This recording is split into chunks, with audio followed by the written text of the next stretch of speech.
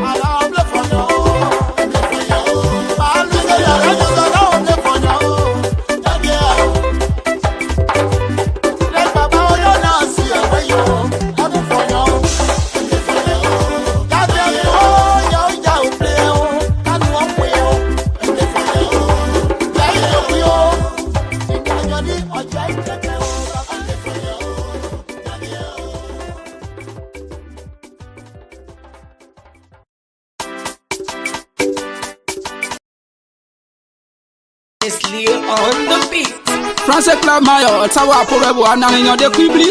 I'm J. Obudu Josh. About you Black Rasara, August 16, 2025. Adiam Biama. Adiabio, Mayano, Niamio, Mayano, Mama Yamio, Niamio, Niamio, Mayano, Mayano, Vivi Mana, Yabio, then your people. Yeah, Mayano, Niamio, on West on the Penny, Yabio, on West on the Yabio, on West on the Yabio. Mayano, Mayano, on your way, Mayano, run away, money none but was on the money already good one on your son, money none but was on the Maya, and the club, with the war. Not your decades at that on Google, money on decades from my people, with your money we want the war, Vivi. India Bell, and West Yan, when you are and West when the chair we are Yabio, Mambiano, no swim, Yabio, Mambiano, no swim, India, no swim, Yabio. Mano way, Mano, you are that. When you say monkey, they man or seven. When you say daddy, they man or say daddy way. Magic man, you are too. India Bell, Mayano, Adi Quanta Sarao, Adi Quanta Sarao, then you play one dance on the Quanta Sarao, Adi Quanta Sarao, Maybe Manadi Quanta Sarao, Maybe Manadi Quanta Sarao, India Bell, Mayano, Ola Sanu, you are there, Mayano, Kanu, you are now, but what's out there? No, you're bad, you are cool, but what's out there? No, you're bad, you are cool.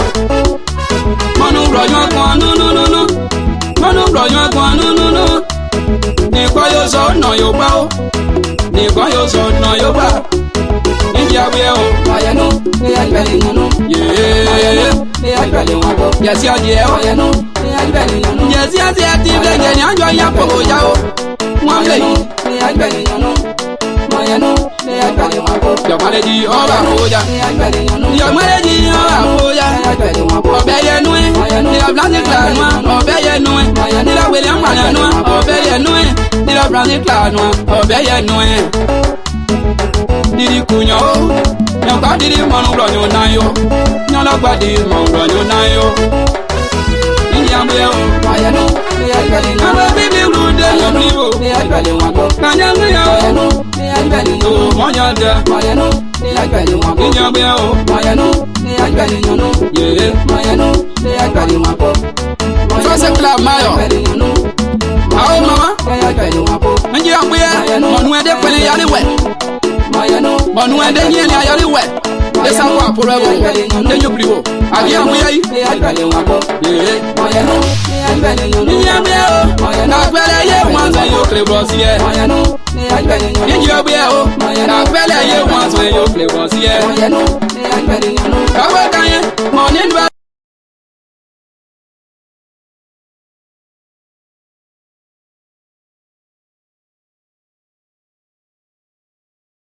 Morning battle, can you bang your money? And when no song can you hang more?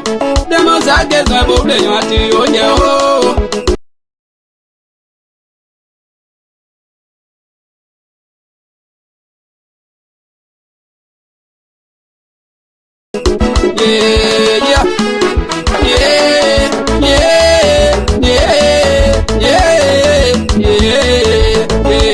Brazilian Bell, Mayano, Diopia, Trauma, Mon West and the Français Club Mayo, on Massabo Aporeboa, Nanignon de Quickly, by a farewell double, no mass a drop on wood.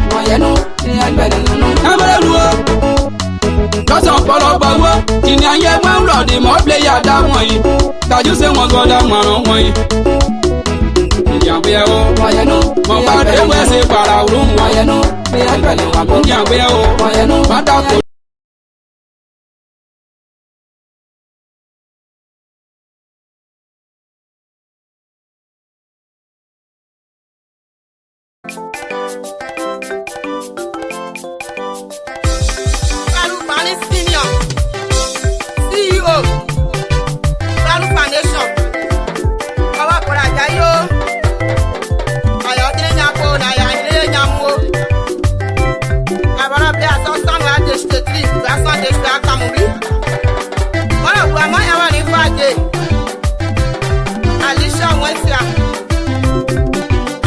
sheba. Fisha publi play.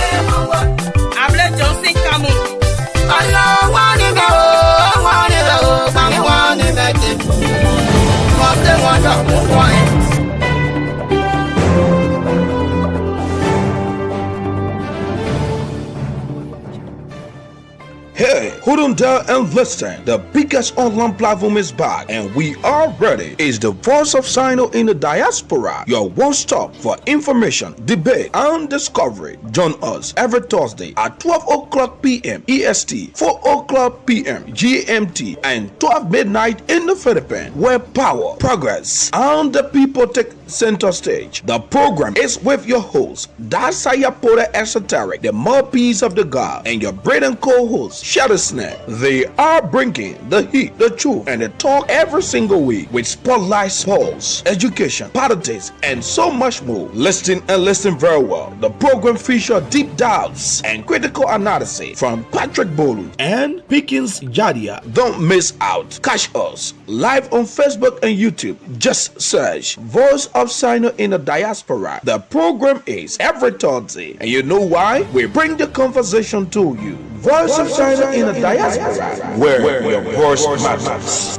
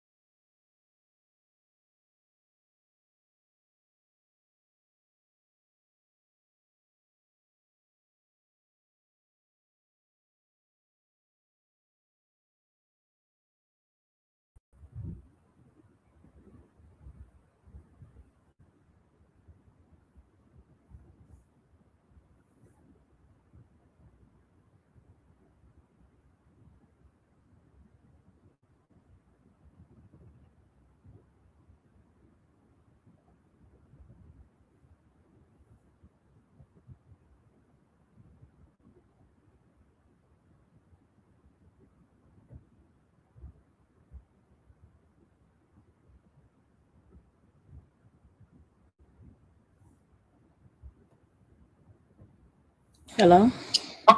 Hey, Shirley. You on the phone? Yeah. For some reason, I'm having issue. Can you out to the screen? Because I'm having issue for myself here. I'm using the iPad. Oh, you have to remove yourself because you already been added to the screen. The only person I have not been added yet is Madison. Not Madison. I can see you guys. Let me see. You want to go off and come back? Let's see. Okay, I don't want to end the stream. Let's see.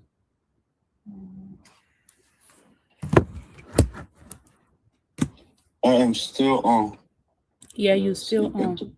Well, you off now. You're not on. Okay, let's see. Let me enter studio again. And me are Patricia on.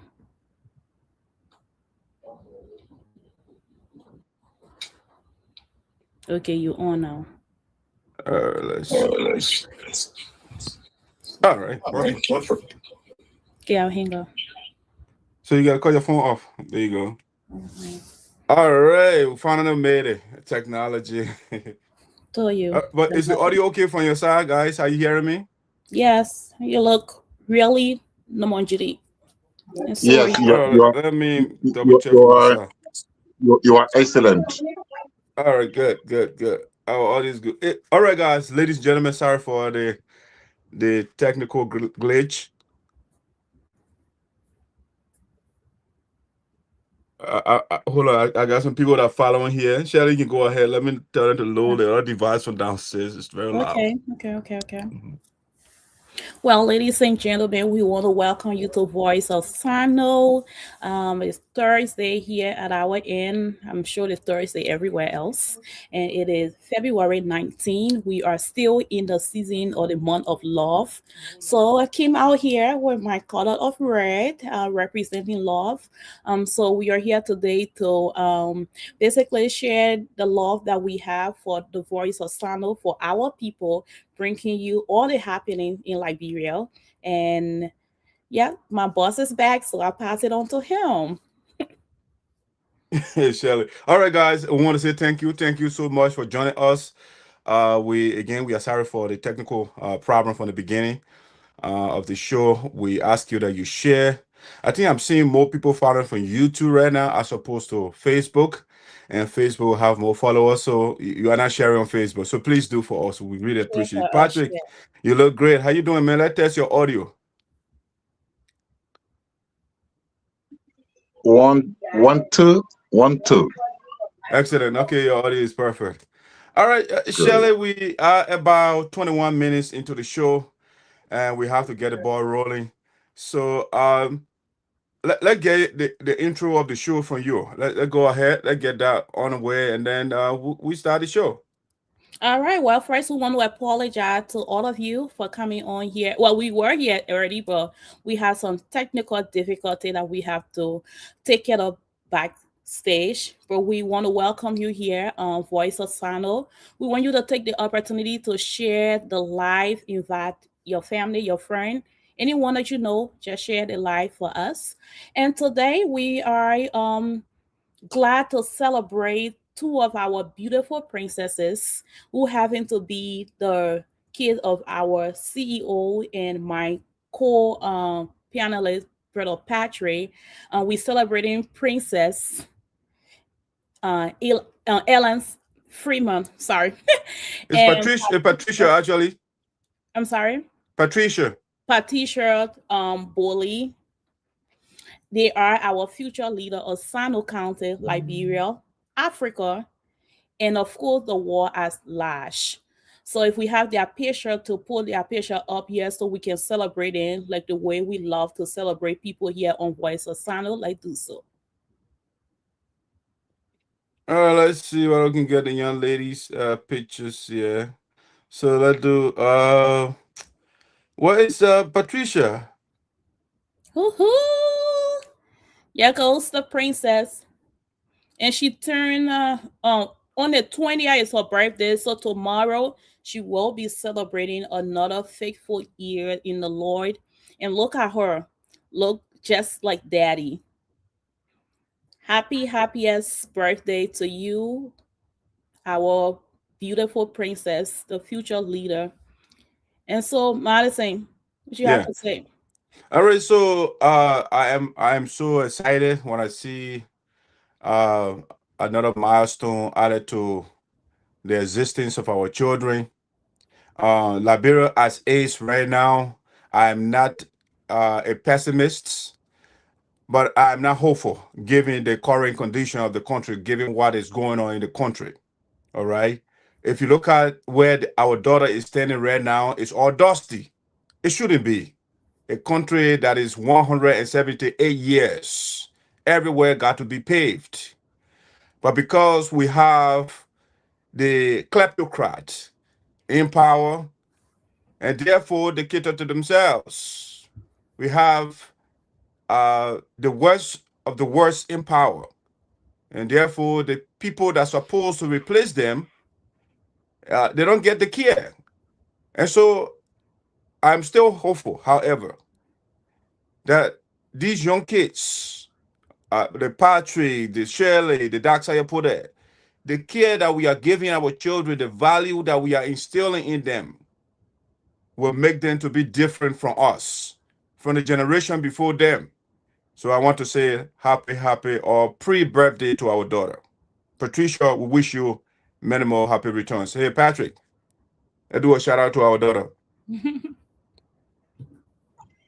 Yes.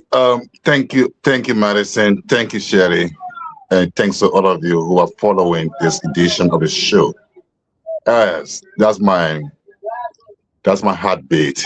My first love in everything that I do, everything that I am. So, Patricia, my first daughter, I just want to reassure you that your love is unending, and I thank God for you that you'll be turning 14 tomorrow. I see myself as a proud father, Elise, in school, doing well. I just pray for God's protection and guidance upon you at all times. Yeah, if you can, yeah, all times. So happy pre-birthday to you, baby. I love you. And thanks to all of you again. All right. Well, we don't want to forget here. We do also have another princess that's celebrating a milestone here, and that is Elise Freeman. Do you have a picture to pull up for? Okay, look at that beautiful queen in her beautiful African. Yeah, the princess is one of our soon to be future leader of Liberia, let's say Africa, or the world as a whole. And we want to celebrate you, celebrate the beautiful queen you are, and being exceptionally smart in school, seeing how much you are already showing visibly that you are a born leader. And so happiest birthday to you.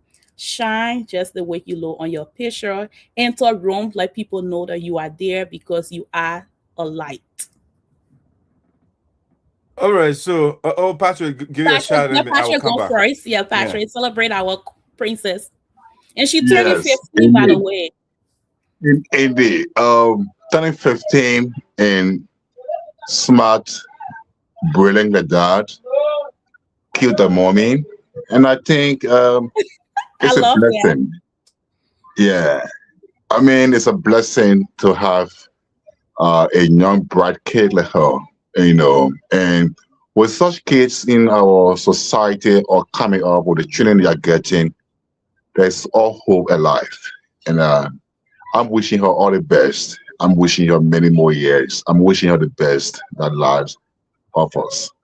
Happy birthday to you, Miss Freeman. All right, Okay, so guys, let's hear from the daddy. Let's hear from you. so let me put this picture here.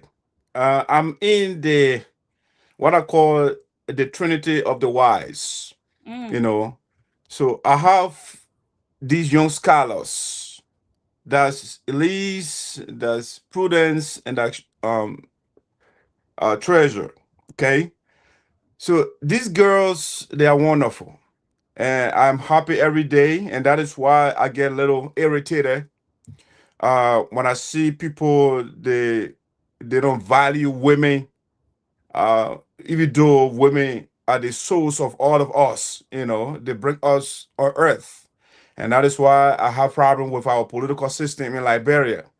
That put lady in the kitchen only. If you look at our legislature right now, we don't, you can't find 10 women in parliament right now. If you look at even the executive, you have women, they are in a minority. Every branch of government, you go to the judiciary, the women are in a minority. But from the foundation, from the funding of the country, 1847 up to this point, we have had men in a majority in the leadership structure, or if you like, every facet of the society. But where do we find our country? It is one of the poorest countries in the world. Even though when it comes to resources, we are endowed.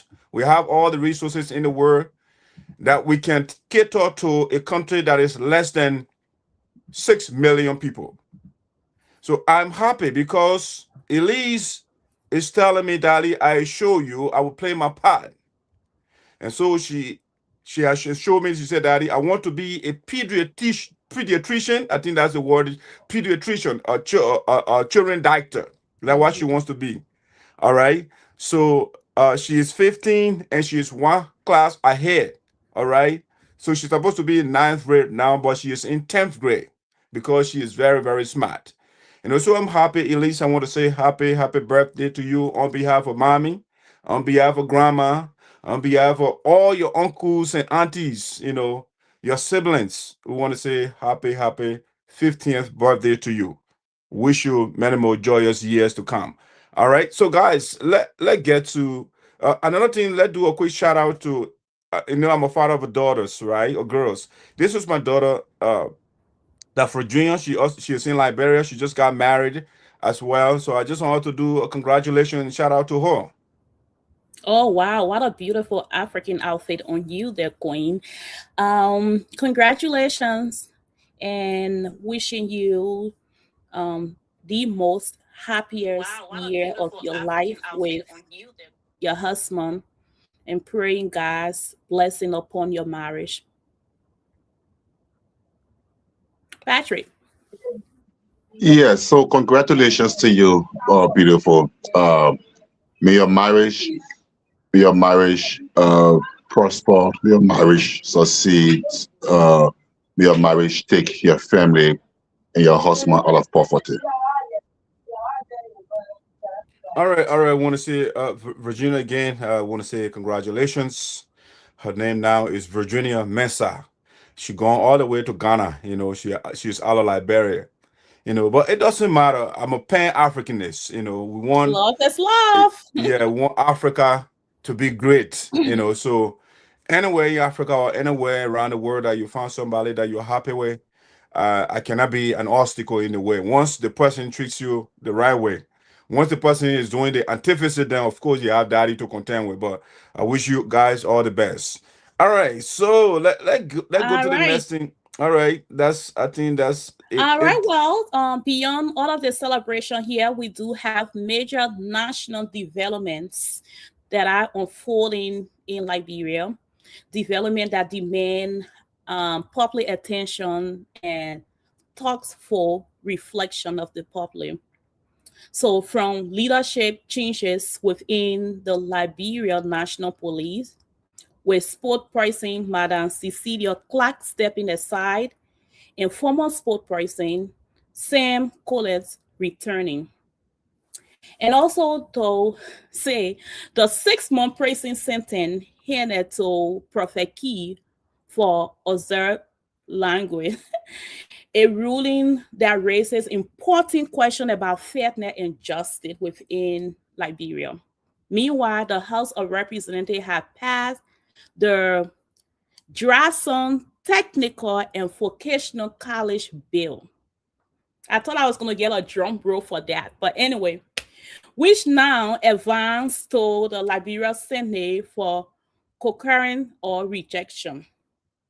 Concerns are also surfacing over the reported formation of a Fulani National paramilitary group, okay? Prompting serious questions about national security and intent.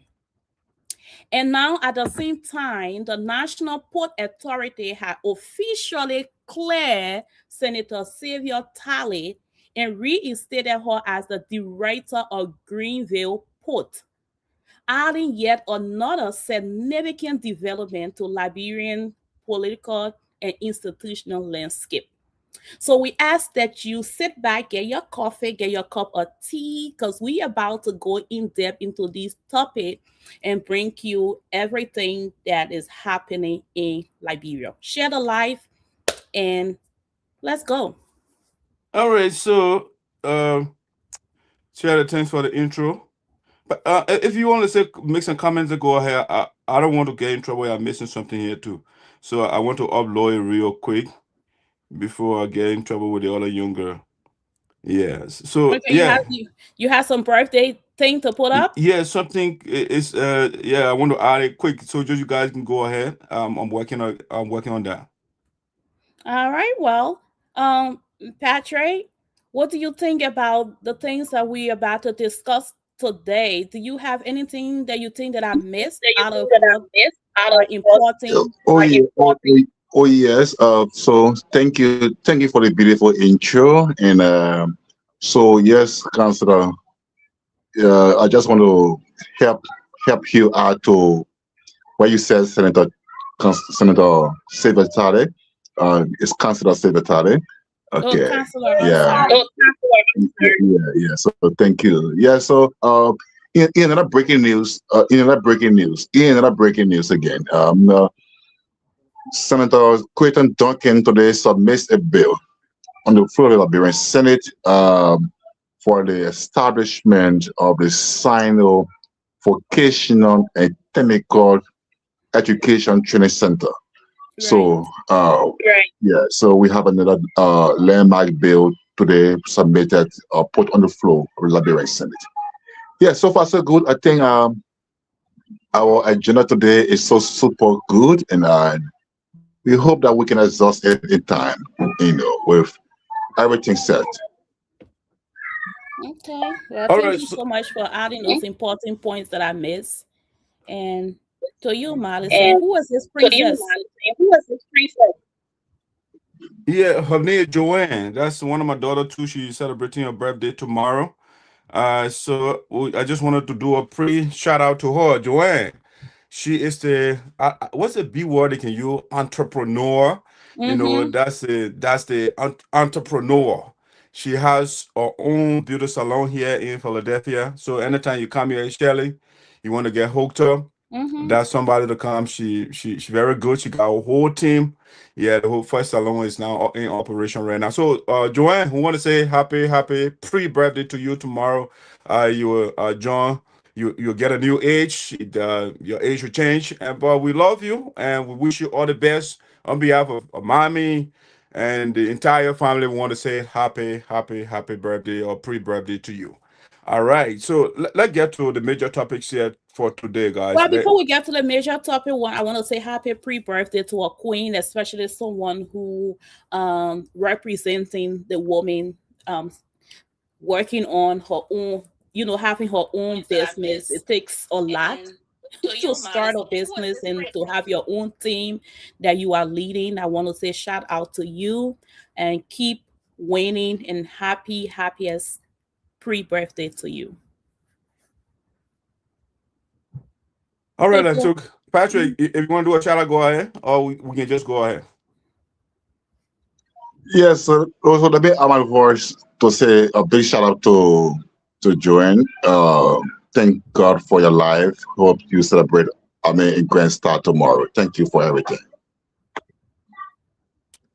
All right, so guys, we have to get to this. We have a lot of preliminaries going on right now.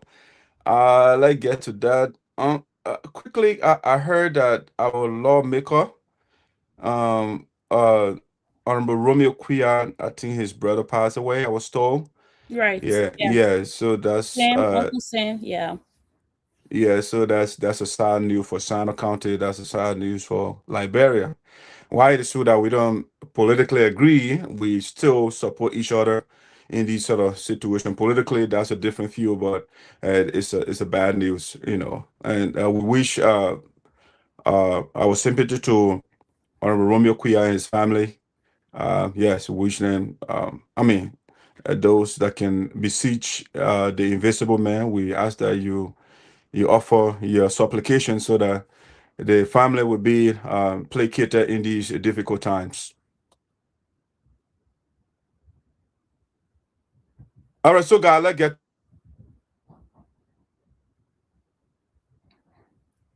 Yep.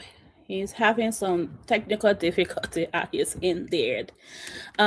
So yeah, we are going to go into our topic right now. Like, we're gonna start first with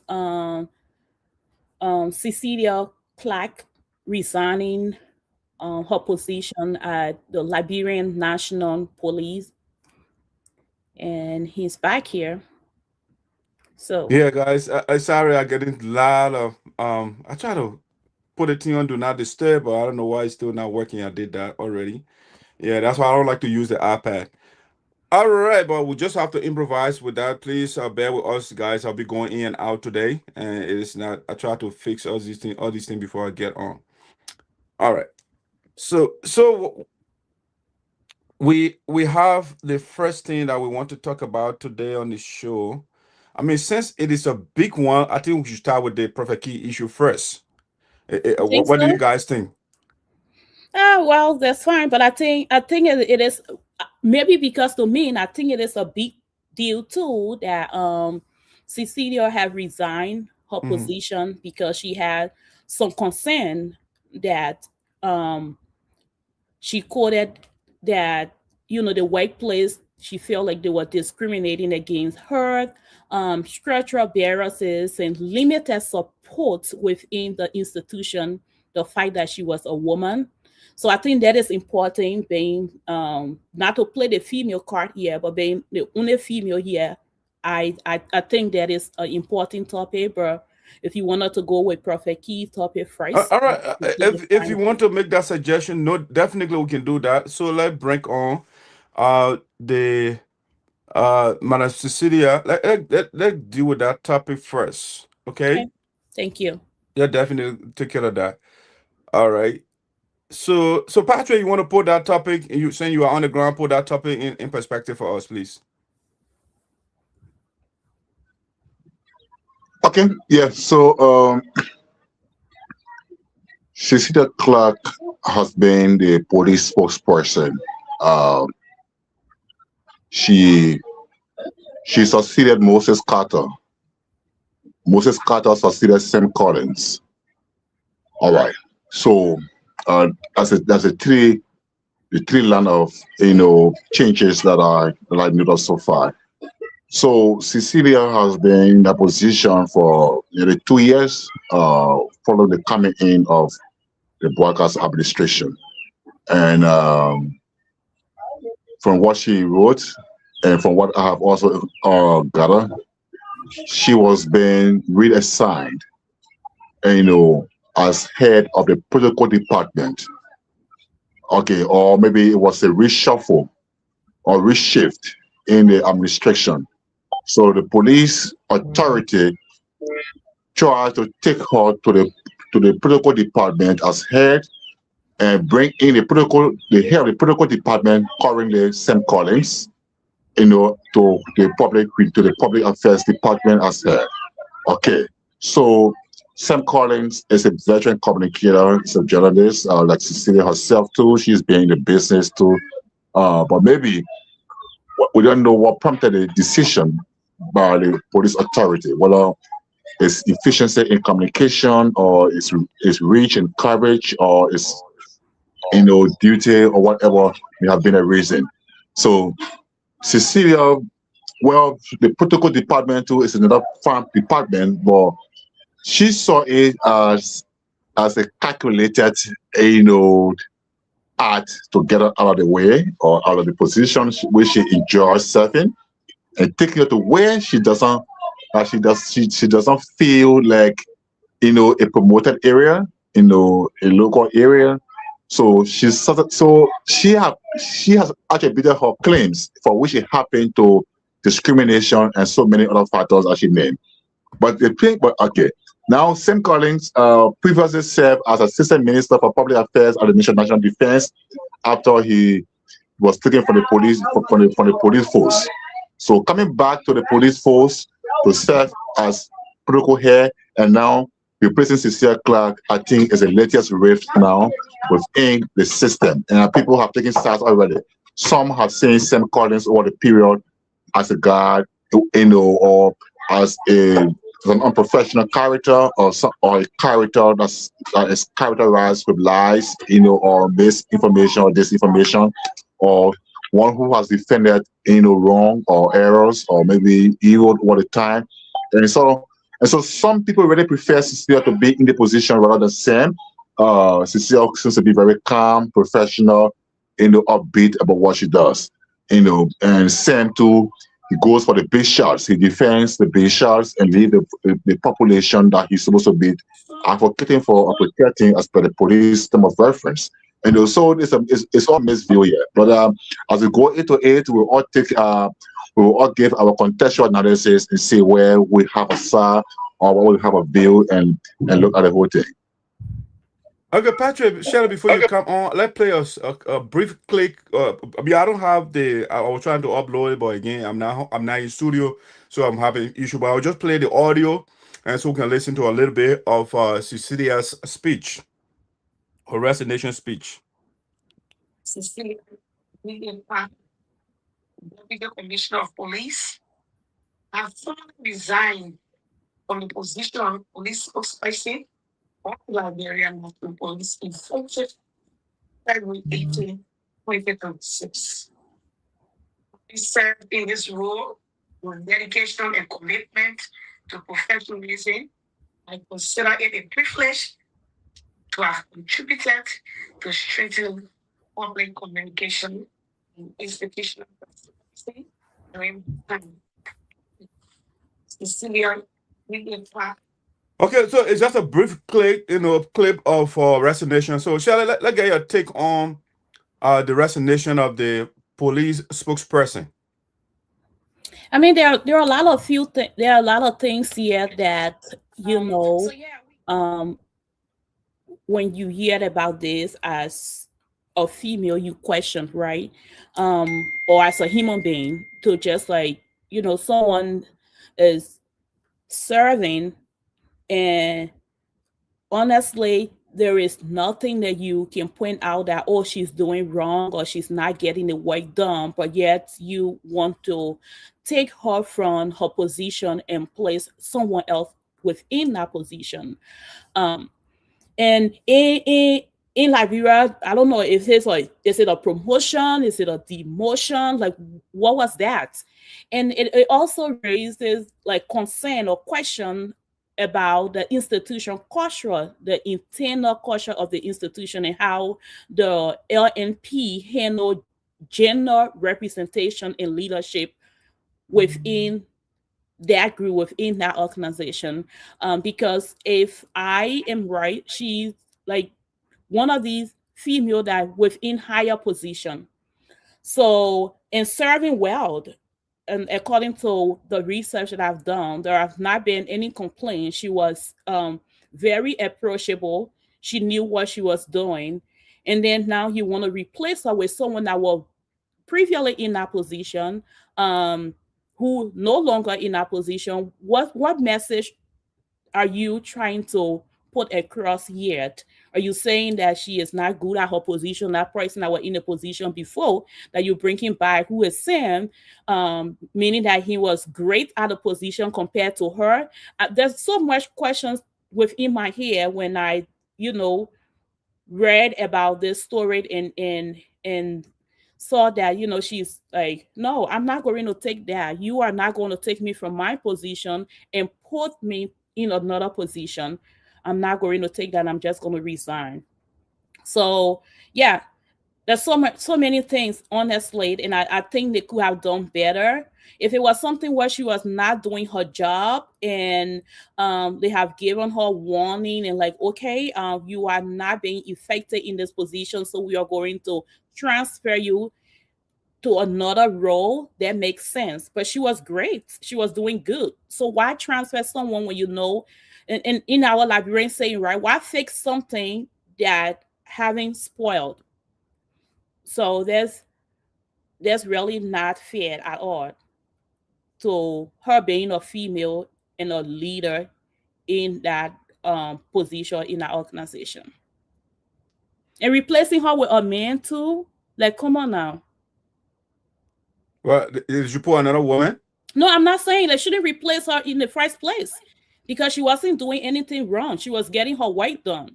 Shirley, but how do you know? You are not on the inside. How do you know for sure that she didn't? And that's what I infraction? said, right? It raised question about intended, their institutional culture. So if you're not giving us more information, we will run with what we see.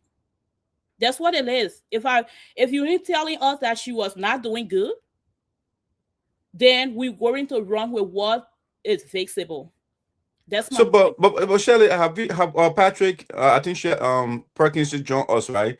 Do we have like a speech or statement from the police department that addressing this situation? Do we?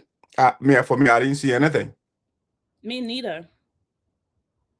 All right. So the reason I'm asking the question, I want also at least get the police department side of the story before we make objective analysis. But as of as it is right now, we only got the version of Madam Clark.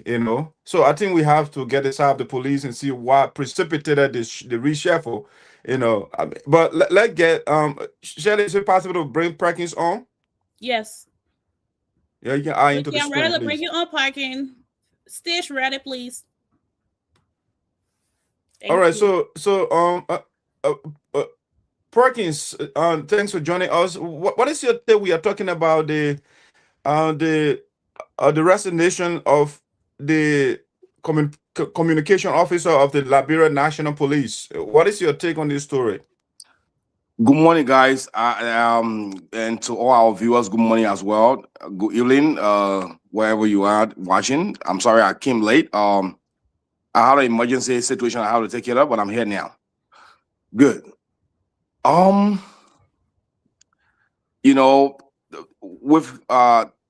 the resignation, because from the information that we got right now is she was being the lady was being transferred from her department to another department, and she felt that she was being undermined by some people in her department and in her office. And so for that reason, she feel that it was necessary for her to resign instead of being or accepting the transfer stuff. So, like you guys have said, there is no report whatsoever on her conduct or her performance in that position as to whether she was doing well or there is some allegation whether she was not doing the job properly. She was just being transferred. So, and she is the one in that position. So if she feel that there are things going on in her office that is not comfortable for her, and then she has to resign, I think she has the right to do so. And until we get any further information whether she was not performing properly in that position or she was not the best fit in that position, maybe the government just wanted to do some reshuffle, just to give them that slack. You never know. Maybe they just wanted to do a reshuffle or better yet, they wanted her to be repositioned.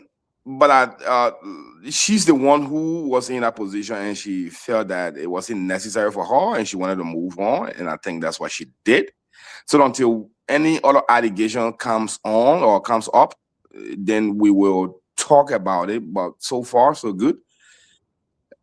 The both sides are, doing what is best for them, both the government and the former chief of police as well. Patricia, let's get your take on it. I know you introduced the topic, but let's get your personal perspective on what is unfolding. Okay, so there is what I think. I think Cecilia overreacted. Yes, and I think she also, one way or the other, she's in contravention of the paramilitary, code, of the Liberia National Police.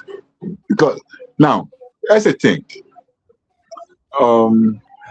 Unless the reassignment affects her salary, or the reassignment affects other immunities, then of course.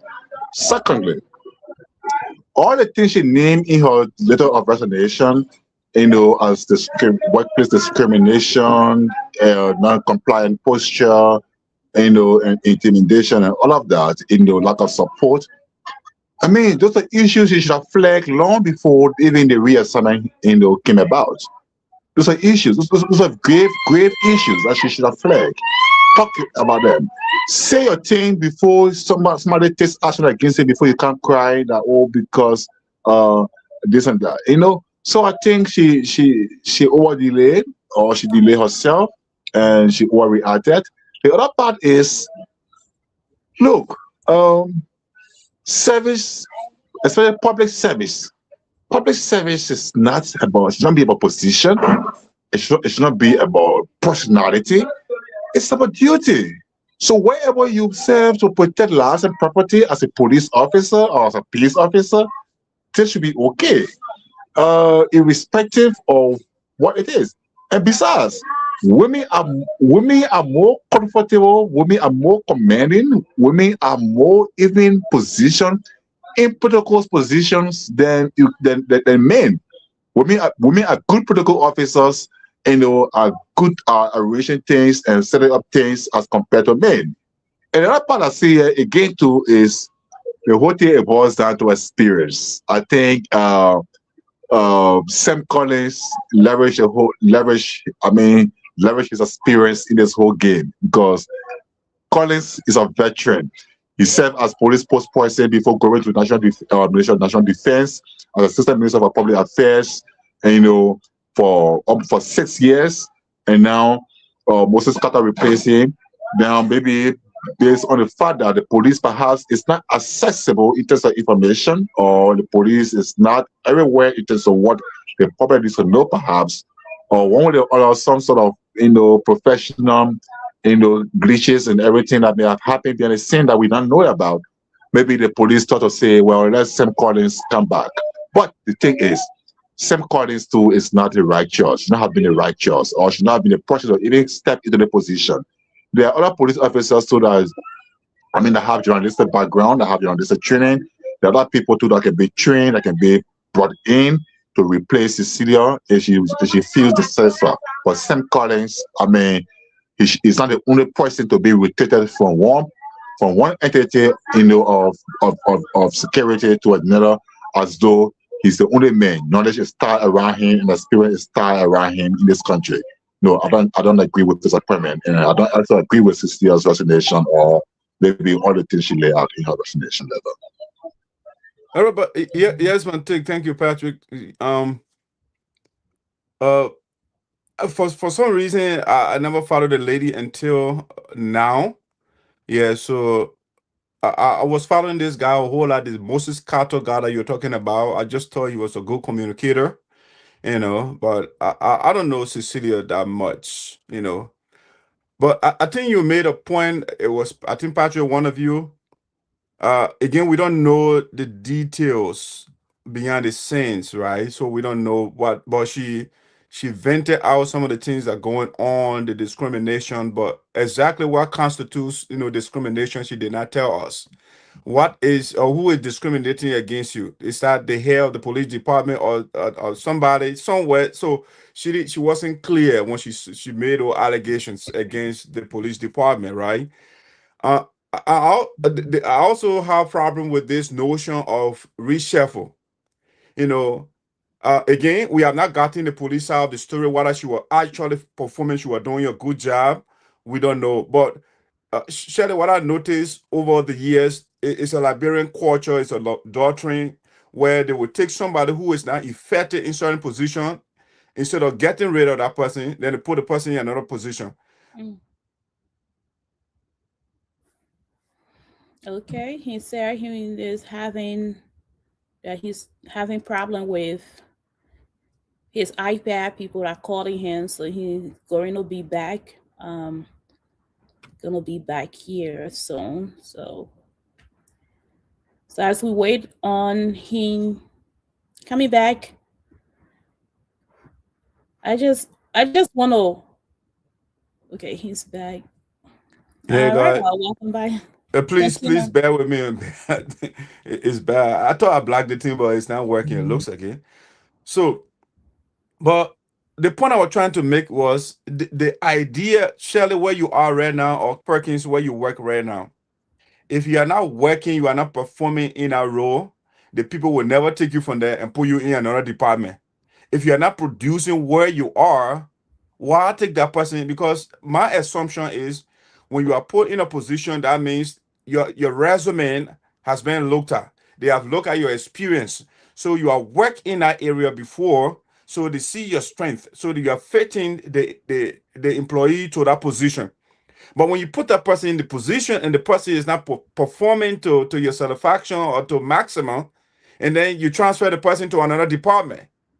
I mean, so you are taking somebody who is not efficient in one role, and you are putting the person in another role. So like you are transferring mediocrity, you are transferring failure. Basically, that's what you are doing.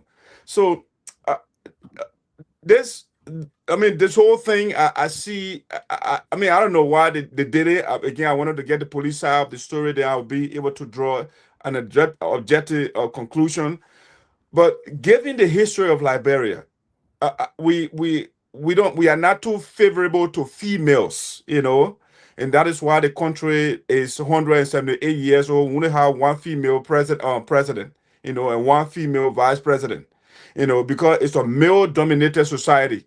So when you are a female, only female at that rate in the circumference of men, I mean, they tend to hate on you a whole lot, And again, I can't erase that fact.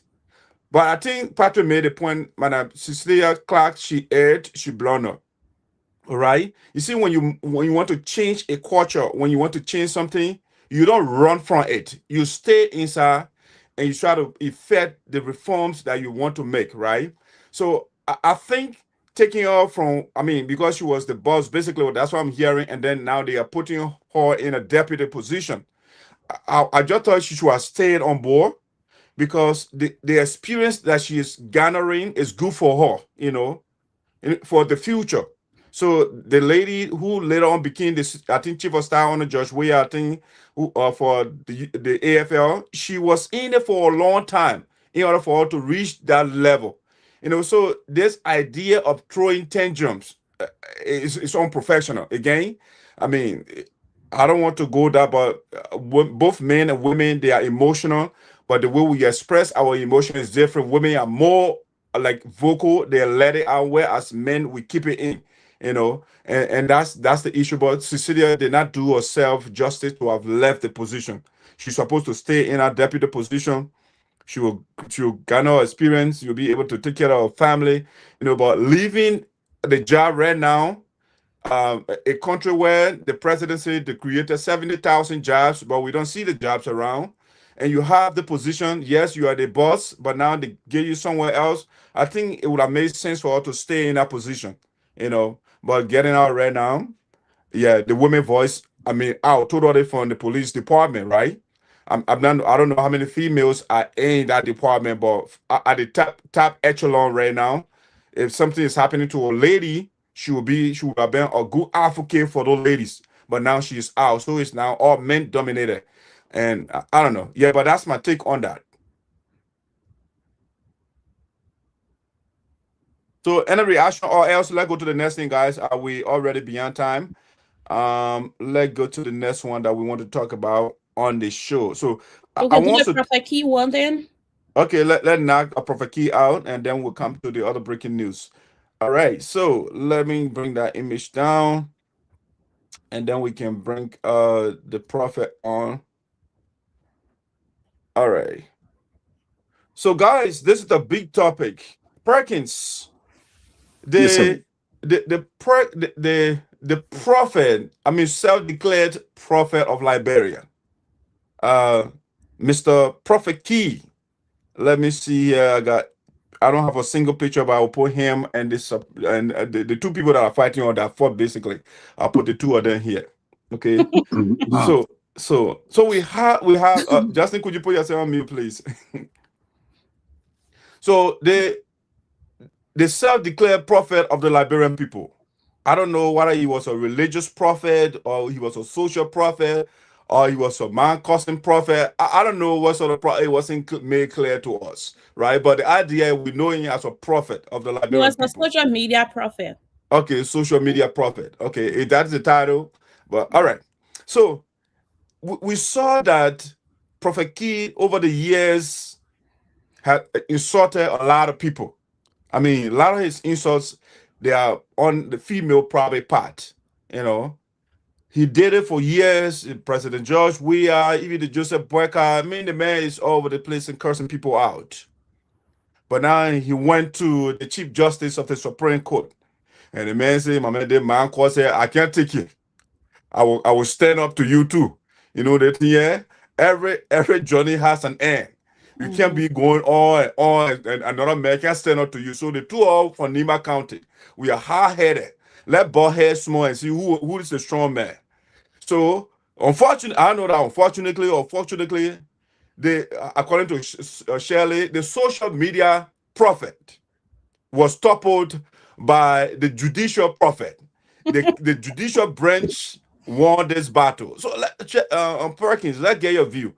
I mean, giving the social media prophet 6 months for cursing, is the punishment proportional to the crime or the so-called crime committed? And not only that, 6 months, they also said that when he gets out, he should publish in the media, and I think 4 or 5 times, now somebody can correct me, and then from there he should sign agreement bond that he will not cause anymore. You know, he should sign an agreement. Do you think the punishment was excessive or is proportionate to the offense committed? Let's get your take, Prekins. Now, thank you, Dak. For disclaimer, ProphetKey is well known to almost every Liberian, and he's a social media personnel or advocate. But the way ProphetKey has been, advocating or spreading his message, that particular form that he has used over the years, it is completely out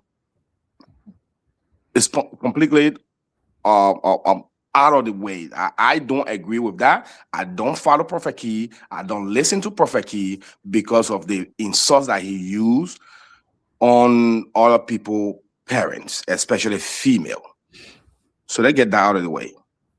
Now, the Supreme Court did the right thing by sentencing ProphetKey to a 6-month sentence for insulting the Chief Justice mother or the Chief Justice himself.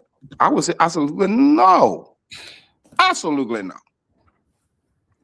Because the Chief Justice or the Supreme Court of Liberia, in its totality, what they have done is they have violated the Constitution of Liberia. And we probably don't have enough time right now because we have other things to discuss.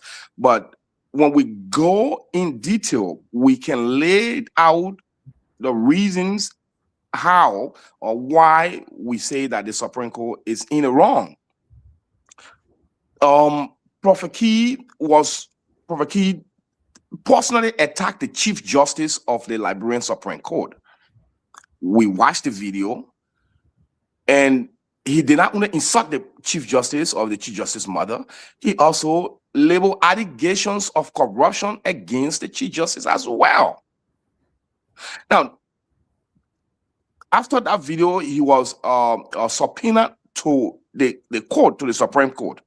What we then fast forward, what we then found out was the allegation of corruption was never mentioned, but the insult were the primary charges, which were the contempt charges against ProphetKey.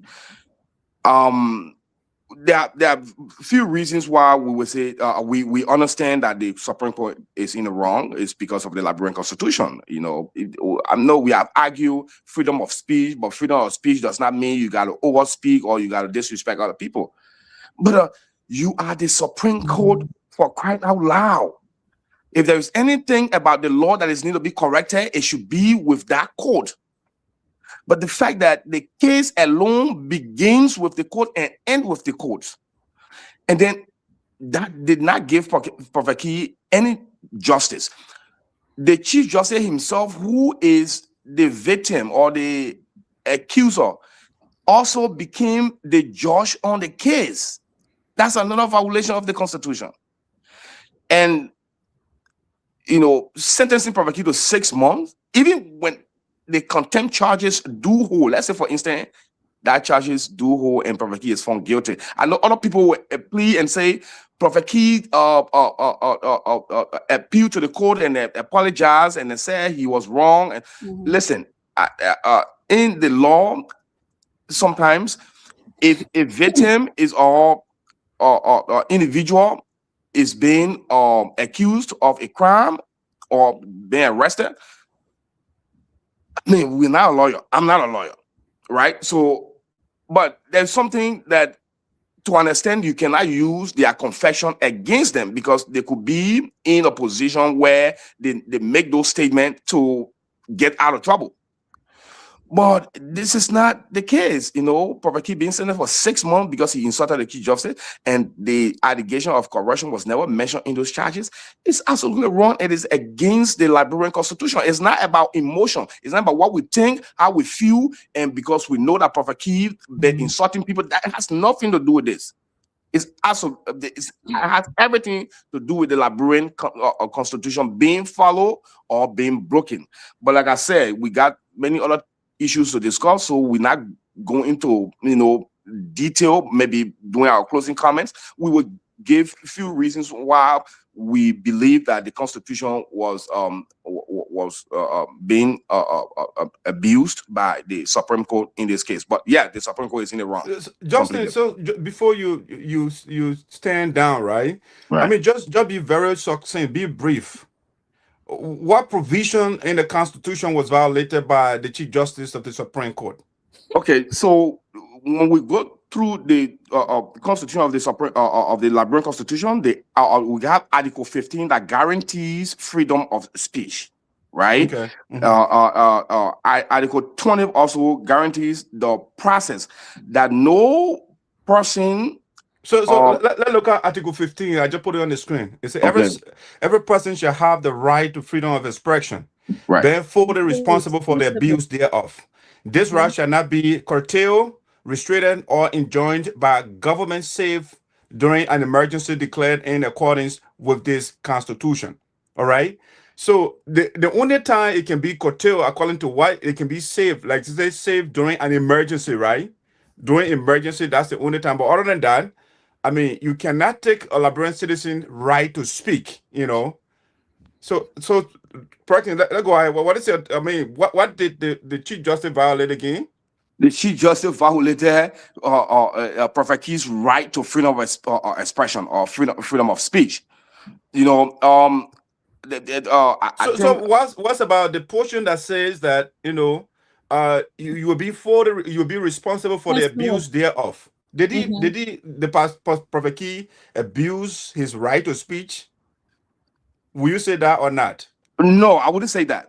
You'll be fully responsible for the abuse thereof. What kind of abuse? What do you mean by abuse? Now, if we also gather some information, we also learn that there are some provision along the line that has direct connection or quotation to the Constitution, that even the insults were being decriminalized by Liberian Constitution. That means you cannot be held or criminally liable for insulting another person in your speech. And these articles are on a board to support the particular article of freedom of speech, to kind of clarify it. So if we decriminalize insults as a whole, then why Prophet Key is being held responsible for insulting anybody else or besides the Chief Justice, And so the Chief Justice is in a grave the Supreme Court is in a grave violation in this matter, because he's the victim in this case, number one, and he also served as the judge, the jury, and so forth, and also, there was no trial for Prophet Key. Prophet Key did not have the right to a lawyer, or did not have a lawyer beside the so-called lawyer that the Supreme Court presented him. So he could not, kind of. All right, Prekins, that bring the next person on. Shirley, I want to come on after Justin, because that's what I want to bring you on. I see Justin a little struggling over there. I want to push on you. Shirley, what's your take on the thing?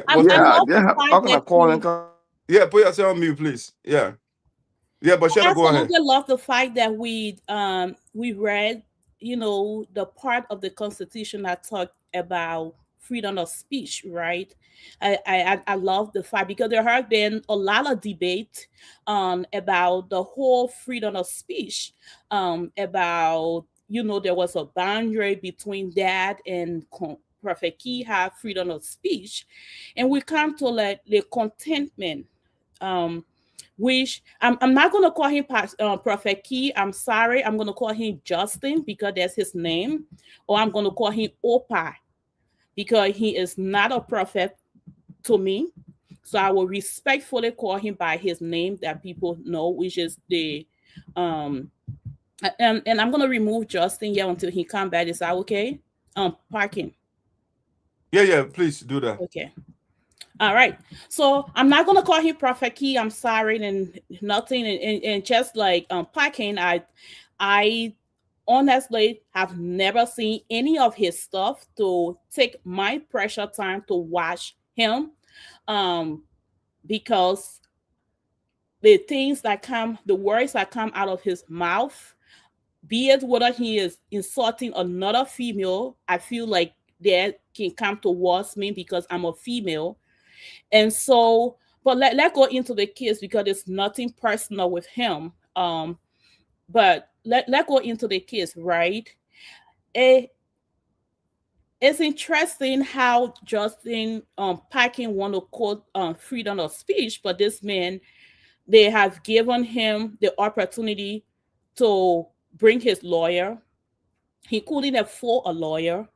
The court provided him a lawyer. And so he had the opportunity to plead his case to his lawyer that was representing him. He went into the courtroom. He admitted and plead for mercy. That's the word I'm going to use. He pleaded for mercy because he knew that he was in the wrong. And this is something that has been happening.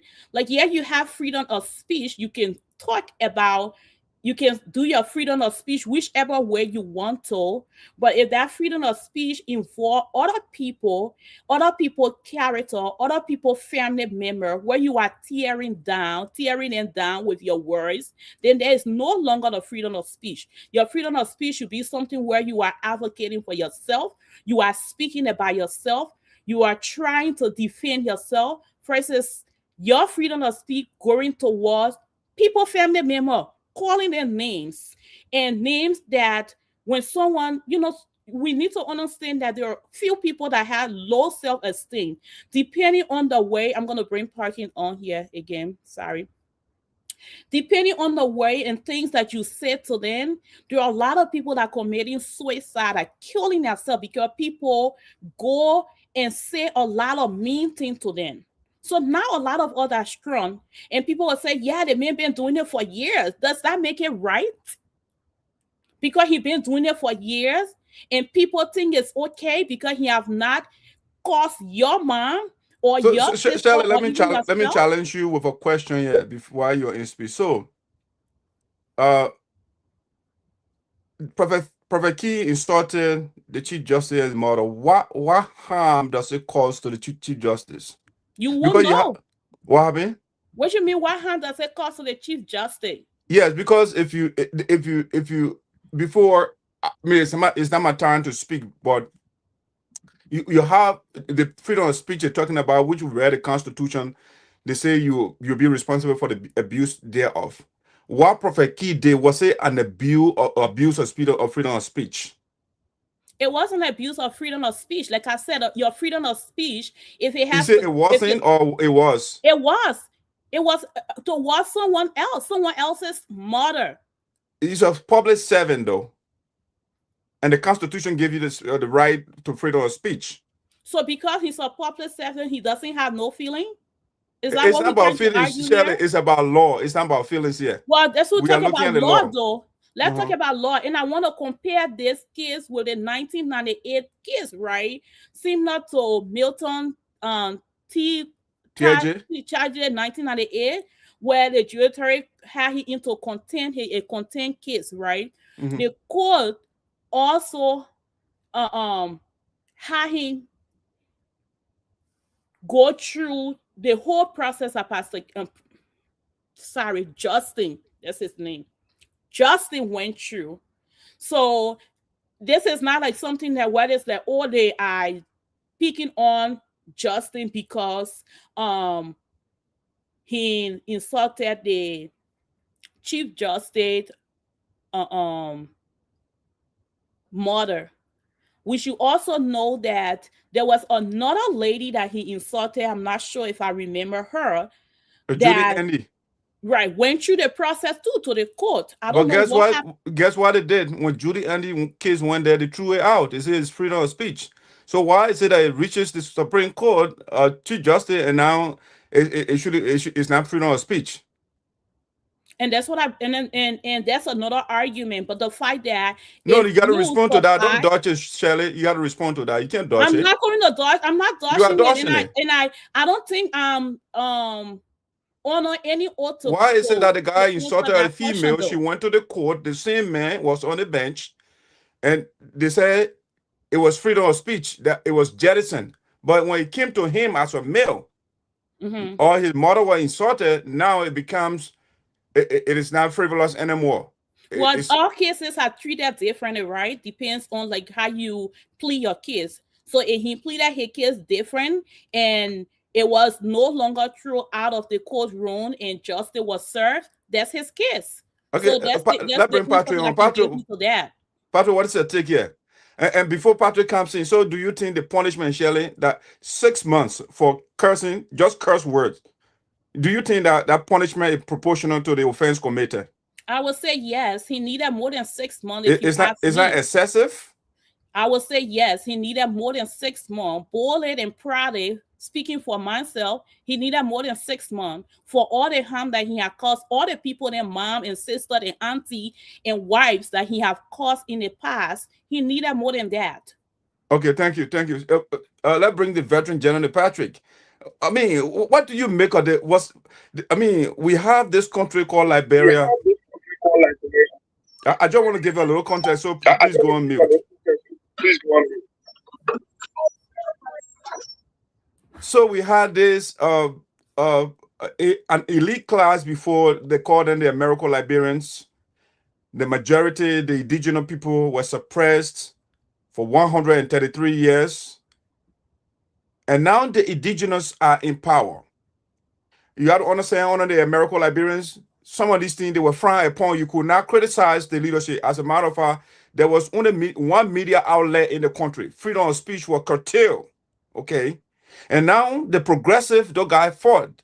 The likes of Doe, they say, you know what, we have to topple this monarchical government where one man says it, that's it. The topple, now we have the freedom of speech. We have the Camara freedom of speech and all those different arts. And now we are saying, Patrick, ProphetKey, somebody cursing, it's a crime. I mean, it's not just a civil offense. They make it criminal. It's a criminal offense. And they put in jail for 6 months. Patrick, do you think this is justice or injustice? Well, thank you, CEO. I think I believe in a philosophy that says justice is fair play. And the philosophical answer to the question, what is justice? Justice is what the authority says it is. But also, philosophy says justice is giving a man what is due him. So, the Supreme Court, what it did recently, it administered justice on the principle of fairness, impartiality, and without seal. I mean, that's what the Supreme Court did recently. The Supreme Court gave justice to itself first, and it gave justice to thousands of Liberian women out there, to thousands of men.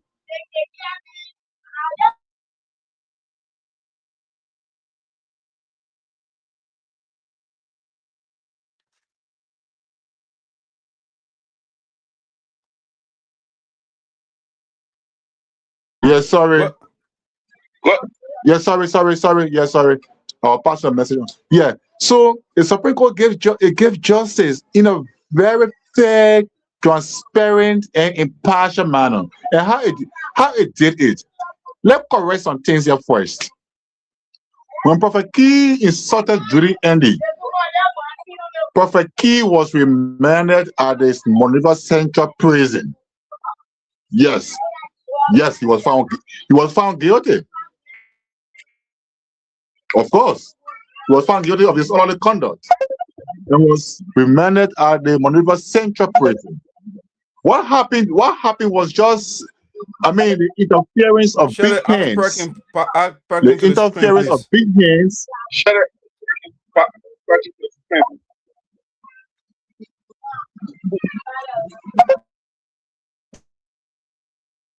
Patrick, I mean, like, for example, the office of the president and the office of the vice president, the office of the president, the office of the vice president, and other big hands, and, you know, that saw the need for him to be released. So his imprisonment at the central prison that day, for the appearance, was less than 48 hours. That's the difference with this. But he went to jail. Actually, he was punished for it. Okay. The other thing is Article 15 of the Constitution that you just put on the screen. It made it emphatically clear, in clear terms. It says, every man shall have the right to freedom of speech and expression, but shall be responsible for the abuse thereof. Good. What is the abuse? Madison looks at me and says, Patrick, you are ugly. Madison has just expressed a just view, an opinion. All right? He has expressed his view or his freedom of expression. Madison looks at me on the other hand and says, Patrick is a witch. All right?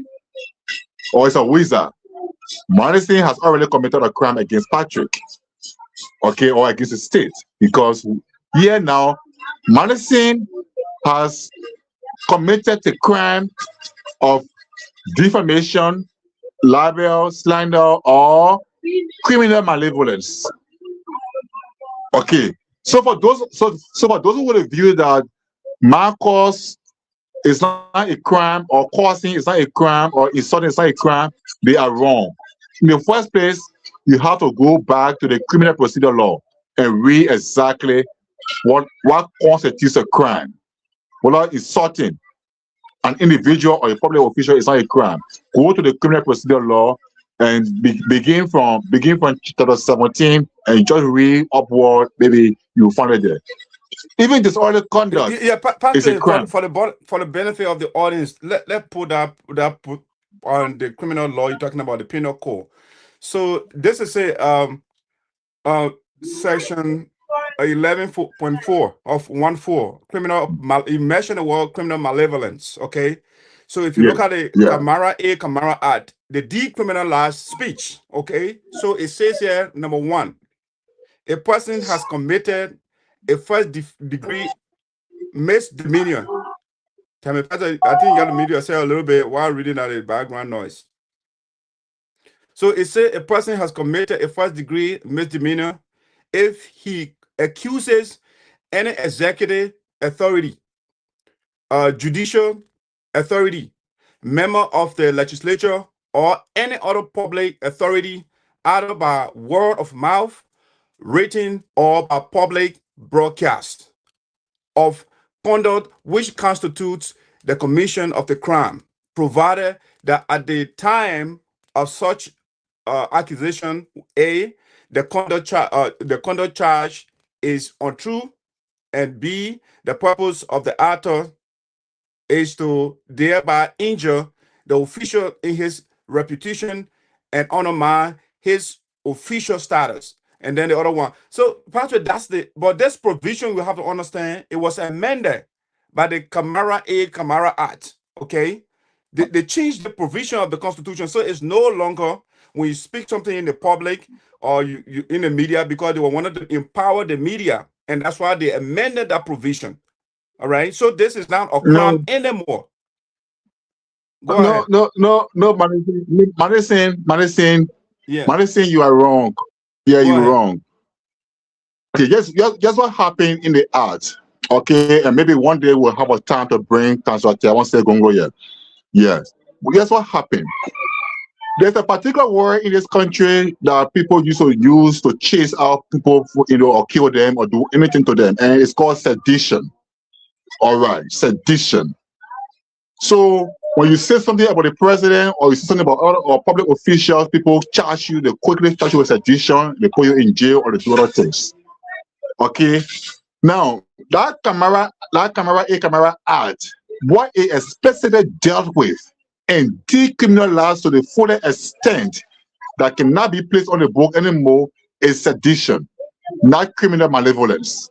No, it is not criminal malevolence. It's sedition. Meaning, you say something about the president and somebody charge you with sedition. No.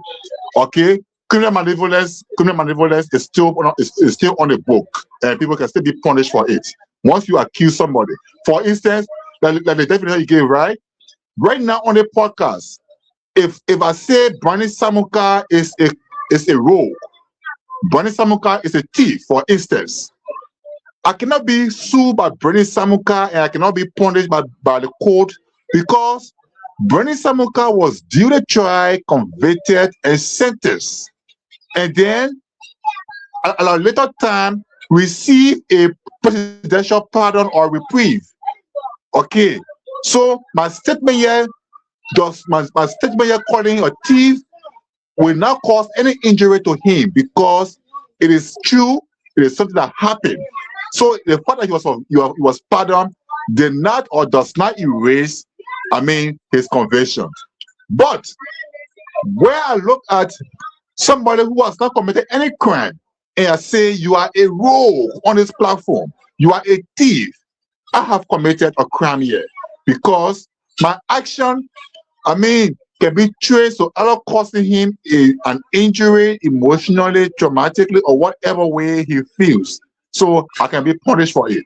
So that part is already clear and understood. The next point I want to make here is the Supreme Court, in its impartiality, in its fairness, and in its due diligence, did two honorable things. One, it first of all asked ProphetKey to present a lawyer.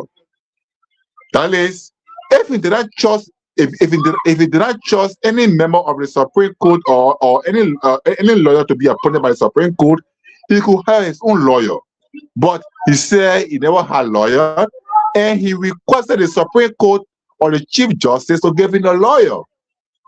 The Chief Justice did not just give him a lawyer, but gave him two big names, two big lawyers in this country: the public defender president, and the public defender coordinators. Two big names in the Republic of Liberia. They gave the two of them to ProphetKey. Now, ProphetKey had an opportunity, just one in a lifetime opportunity, to put a Chief Justice on record and to put Liberia on record and let the world see and see what will happen. Because no matter what he had done or what he would have done, he was still going to be punished. That is, ProphetKey, please prove your allegation. Like in the case of TJ, 1998, right? TJ went on a talk show and said the judiciary was rotting. They said, okay, no problem, Papa. Come tell us, from the magisterial court to the circuit court to the Supreme Court, come tell us from head to toe, where is the rotten image of the court so that we can see it, maybe we can weed it out, or we can face it. TJ, he went mute. He went mute and started, and started begging for mercy. All right. So based on that, they sentenced him 5 days. So that was his own. In ProphetKey's case here, let's say come and prove your case. ProphetKey, one or two of us had an opportunity to stand his ground and said, wow, yes, admitting the Chief Justice is corrupt. He has an hotel in Ganta, and at that hotel, every time a retreat goes to Ganta, for example, from the judiciary, people are compelled to book in that hotel and pay extra fees there because for the Chief Justice. Every time people come from the Ministry of Justice, they go to Ganta, for example, they are forced to stop at that hotel. Then you are proving a point, you are proving a case. Even if it will still sentence you, you have made a point. But instead, when they gave him the opportunity to prove his case or to prove his argument against the Chief Justice, instead of proving it, he went to confession of judgment. And in the confession of judgment in any court, from my little experience, covering the court for many years and even interviewing county attorneys, even chief justices, I know that confession of judgment, to say I'm sorry I did it, it does not erase the commission of the crime, or it does not erase the sentence or the punishment. It only does one thing for you. And what it does when you confess judgment in the court, it brings moisture to the judge. It puts moisture into his heart. And so if he were to give you a 10-year sentence, he will give you 5 years. In 5 years, he will give you 2 years.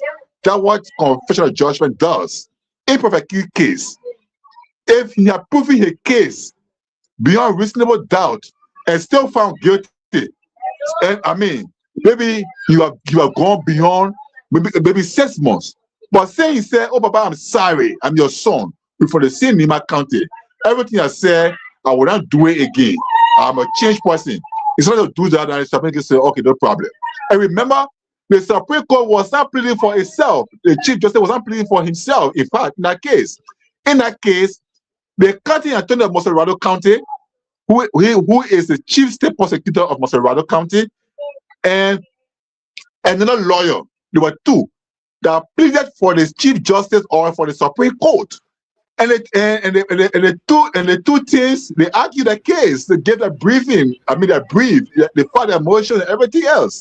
So the ruling was reserved on Friday, and then for the argument for the two teams, well, it was established that yes, ProphetKey had have been charged and found guilty of criminal contempt because he could not prove the allegation against the Chief Justice, especially when he said he was corrupt and that the associate justices were corrupt. It was not merely and primarily about the Chief Justice's mother. Yes, it played a role.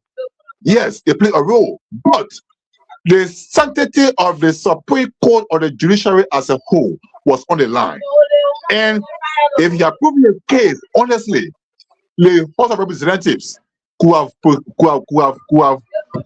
in place requisition for impeachment proceedings to have begun immediately against the Chief Justice and other associate justices who may have been found in that particular category based on, I mean, I don't want to call you up, but you are misleading the people. Well, when you finish, we'll come back to that. But you are misleading the public. Prekins, let it matter. I mean, I'm coming after you. Then you can come if you want to go second round. We can go. But I think I want to agree with you, Patrick. Go ahead. Yeah. I am not misleading. I'm saying ProphetKey was given a chance to prove his case, to prove his allegation. He was given the opportunity. Maybe we didn't follow. In fact, one thing that for which most of you are lost in the whole trial is the trial was not broadcast live to say, yeah, you see it, how it looks. Even though few persons who had privilege to enter the courtroom, few persons, they recorded the delivery of the charge when the justice was delivering the charge or the sentencing. They recorded it, but the full exchange or the full trial was not broadcast live to say, yes, I saw everything. But in case you want to find out, Patrick, hold on, right there, you continue. Yeah. Hold on, right there, you continue. Do you know? Have you seen the video that the Chief Justice himself made in the Supreme Court accusing ProphetKey of the charges?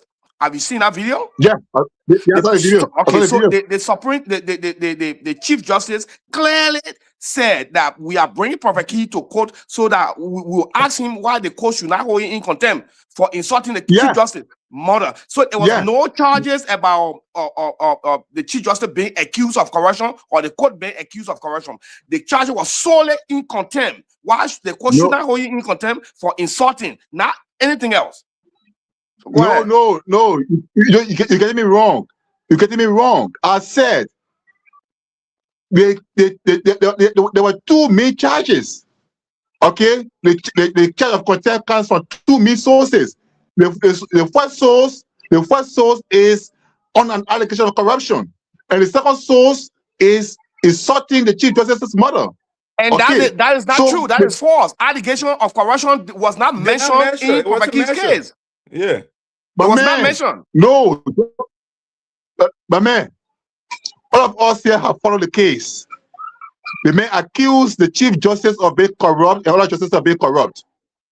He accused them of being corrupt. But the charge was not about corruption. It was solely about insult. Hold on. Patrick, put yourself on mute. Patrick, put yourself on mute. Come here. Let me ask you for you. Have you read the opinion, the full opinion? Yeah, that's why I want to read to the audience. Patrick, put yourself on mute. All right, yes, the court. Are you guys hearing me? Are you hearing me? Yes. Okay, good. Just want to make sure. So, Patrick, let's read a portion of the court verdict. We're not reading the whole thing, but let's read it. Part of it. Let's start from where they have, no person shall be hindered in the enjoyment thereof, except as may be required by law to protect public safety, order, health, or morale, or the fundamental rights and freedoms of others. That Article 15 of the 1986 Liberian Constitution guarantees freedom of speech to all citizens, but with a caveat that the individual shall be responsible for the abuse thereof. That Liberia, as a civilized African nation, respect and recognize the cultural and traditional norms that guide all civilized nations and respect the womanhood of all women. And that in the instant case, the commenter having over the years engaged in invectives, vocal languages, profanities, and outright abuse against prominent Liberians, especially women, and now the mother of the sitting Chief Justice has Chief Justice, his actions run contrary to the spirit, letters, and intent of the Constitution. Hence, his actions constitute contempt of the Honorable Supreme Court and punishable as such. Henceforth, or wherefore, and in view of the foregoing, the contender, or contender, whatever that word is hereby adjudged guilty of criminal contempt, and the court hereby imposes a definite and certain imprisonment term of 6 months or 180 days, 180 calendar days at the Monrovia Central Prison, and that prior to his release, he is hereby ordered to publish a letter of apology to the Supreme Court and to all Liberians, especially Liberian women, in 3 widely circulated newspapers for 5 consecutive days. And in addition, he is further ordered as a precondition to his release to execute and file a behavior bond with the clerk of the Supreme Court, clearly indicating that he would never use invectives and vulgar languages, profanities, or outright abuse of any Liberian. Imagine that. That his order takes immediate effect. It is hereby so ordered. Patrick, this is what the Supreme Court. Nothing in there about corruption. Nothing. Okay. Nothing was mentioned about corruption. No, I think you're getting me wrong here. You're getting me wrong here. You're getting me wrong here. Yeah. How the ProphetKey started insulting? How did he start insulting the Marcos? Where did it come from? It come from an allegation. The court verdict, and what we are looking at. That's not how he started it. It's not how we're looking at what the court said. That's what we are looking at here. Yeah. But if I put something, but my context cannot be seen as misleading, because he said the Chief Justice is corrupt and therefore it's like causing his man, right? Yeah, but you are telling you are telling our followers right now. That? No, hold on now. He said that.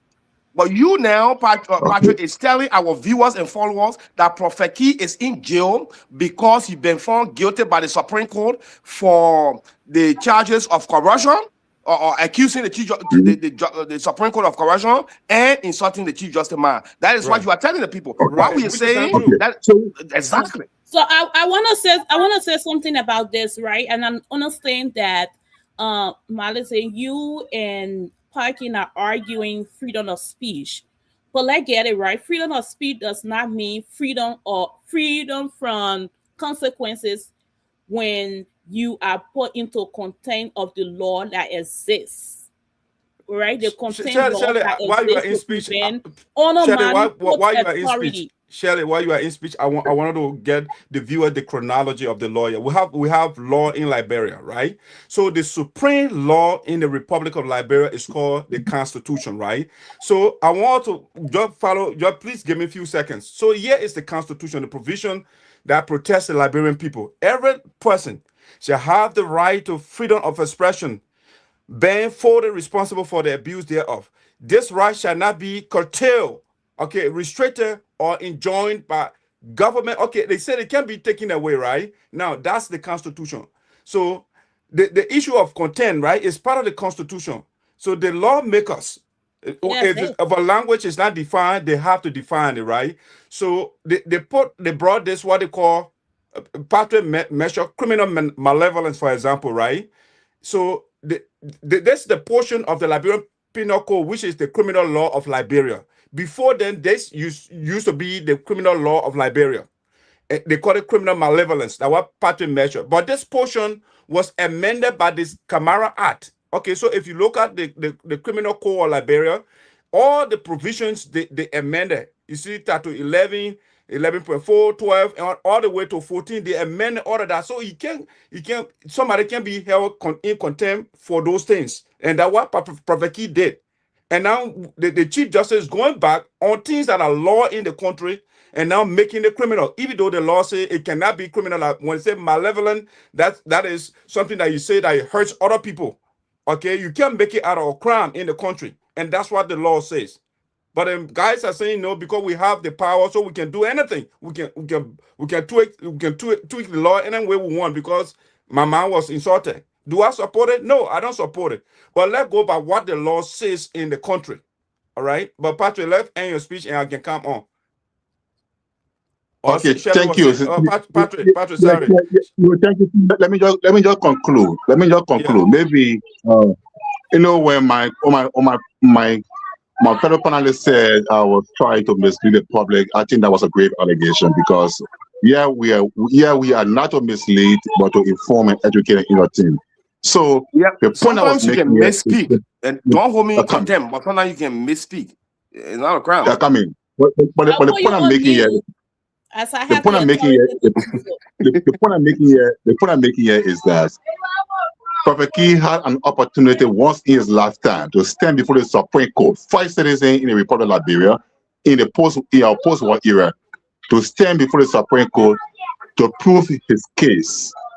Yeah, to prove his case. Why he should not be held in contempt. However, having him, abuse a woman in Liberia for years and now abuse his own opportunity. He's in jail for 6 months. And I believe he will go beyond 6 months because guess what? People who are supposed to help him, advocate for change, for a changed life, they're not helping him.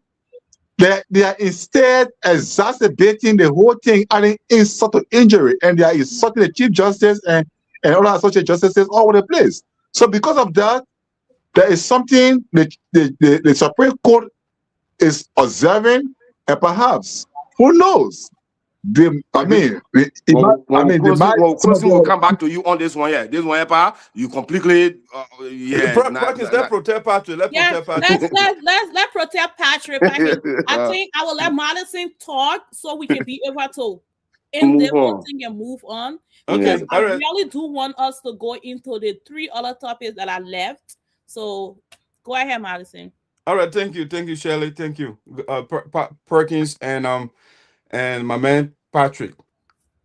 I think Liberia is a land of law. Okay, we cannot put the laws on the book, and then because you're a big guy, you want to abrogate the law. If you want to do so, let you go through the proper process. But we got all the institutions set up in the country. What ProphetKey did, if you ask me, because what other people are arguing is the abuse thereof, that a portion of the law that they are using to say the man abused the right. No. The abuse thereof is, Patrick, for example, when you are, let's just say, for example, issue threat against other people, like, Shirley, I will kill you, or Patrick, I will kill you, or person. That's abuse of your freedom of speech. You are threatening other people. All right. For example, you are abusing your freedom of speech when there is a crowded theater and people are in there and there is no fire and you yell fire, fire, and then a stampede started and people die. You will be held accountable for that freedom of speech that you apply in that case. But when you insult somebody, it does not, because in the case of the court, when the time they can hold you in contempt, when your action impedes the operation of the court, then you can be held in contempt. What ProphetKey did not impede on the operation of the court, no. And besides that, when ProphetKey did it, ProphetKey did not insult the entire court. He said that the Supreme Court, or the Chief Bese, at the time, Bese was not at work. Bese was home, all right? The man wasn't aware. He said he's not causing. The man was, you're there with as a private citizen of Liberia. He wasn't there with as Chief Justice of the Supreme Court. It's Bese that used it because he got that title and ProphetKey insulted him. So he took his individuality out as a citizen of Liberia and he put his title on himself and carried to the court to criminalize it. That's what he did. But ProphetKey insulted him as a citizen of Liberia. He didn't insult him as a Chief Justice of Liberia. Okay? Now, Patrick, your point you're making, I would have been convinced, right? Because he made an allegation against the court on the issue of corruption. All right. So if that issue had been written or had come out in an indictment, then I would say, you know what, that is an issue, it's a legitimate issue that the court can use against him. He has to prove it. But that was not mentioned in the court ruling. But you're saying, you know what? I mean, you have a free society. The man should go to jail. I thought the punishment was excessive. This should be a civil offense, if you ask me. The man should be asked, maybe do community service and clean neighborhood. That would be better than to put a man in jail for 6 months for using a freedom of speech. At the last time I checked, even in the United States of America, the people we copy our law from, right? The man in the warehouse right now, he can curse. And if you go on Facebook right now, the people are cursing that man. You are not taking anybody to go for that. Because the First Amendment protects the citizen of the United States, unless you abuse it. Because you have to understand there's a history to the content thing. The content came from the British people, right? Because they used to have a monarch. They used to have a king, all right? So before then, when the king says something, it's the final.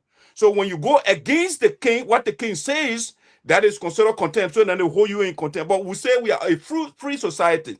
We are not on a king. We are not on a monarch, all right? So even in the United States, progressively, they are taking away that contempt charge. They narrow it down to specific instances where, number one, you obstruct the operation of the court, and when you are a court official and you obstruct, so they narrow it down. So that's why you don't see people going to court anytime soon here for cursing. Do I support that? No, but I'm saying once we make it a law, it should not be emotional. Because what I read from the court, it is all emotionally driven, and they're talking about the tradition of Liberia. All right, we are not ruling the country by tradition. All right, you are the Supreme Court of the Republic of Liberia. We have our culture. We agree. If you want to be a cultural ambassador, you can go in there. But you are the man that administers the law of the land. And lastly, Patrick, Prekins, and Shirley. You see, this notion of going after the little man in the country, I got problem with it. We have in the prior administration, 3 or 4 auditors died, and the Supreme Court, they did nothing about it. We have, during the war, Charles Taylor and those people that brought war to the country, 250,000 people were murdered. Nobody has been held accountable. Even Taylor, the only reason Taylor is in jail right now is because Sierra Leone indicted him.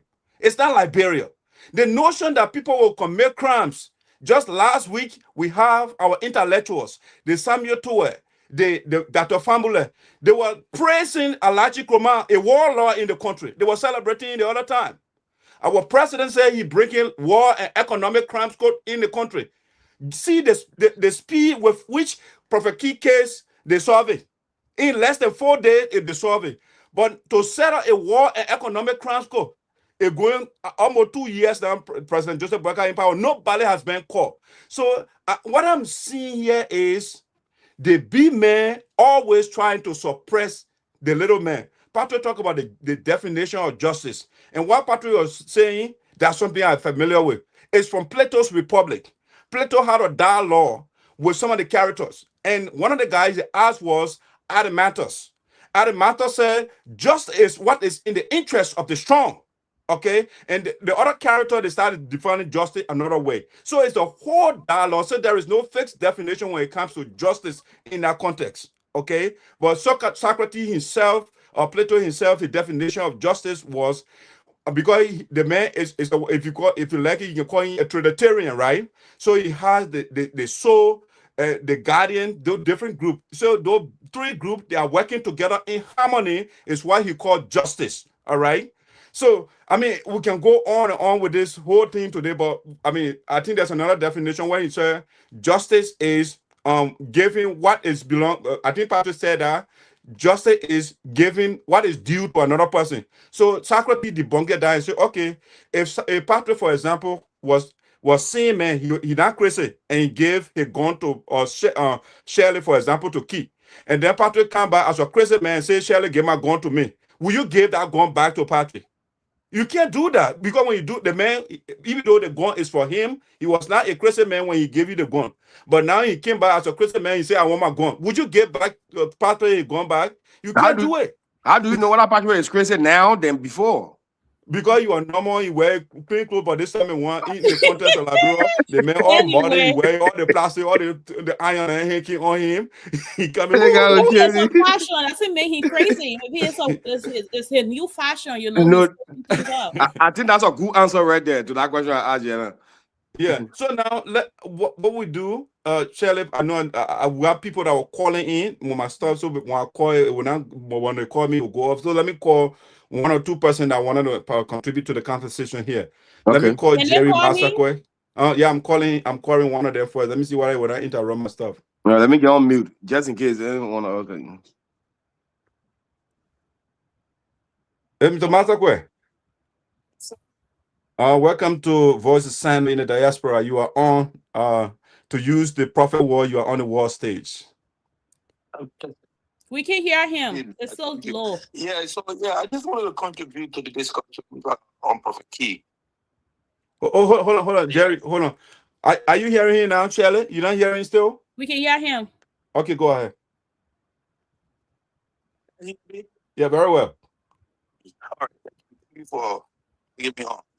I think your is well with the issue, but to be honest with you, the issue of ProphetKey, I think, the issue that for the stop moving your phone, just get your phone settled. Yeah. No, the phone is grinding. Can he call one of us? All right. Okay. Jerry, do you have Shirley's number? No. Let me send you her number. I think they say they're having problem hearing. So one of them, because I'm using my device, and they say they're having issue. So let me send you a number. You call her, then you will get better audio. Yes. All right.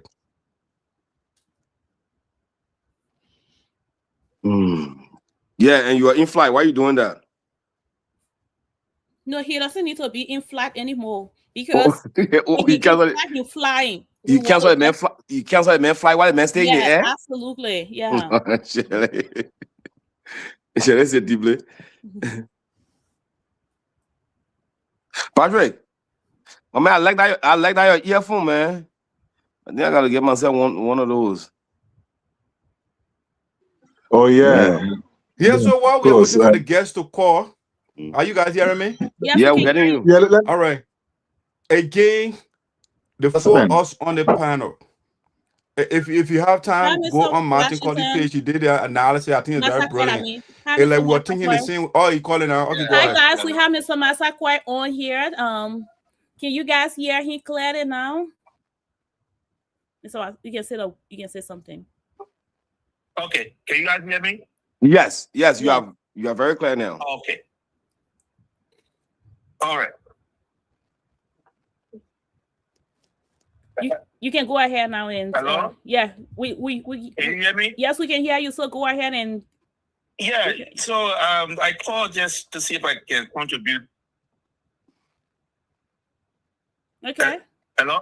Yeah, we can hear you. Go ahead. We can hear you. Just yeah. So yeah, like I was saying, I want to put.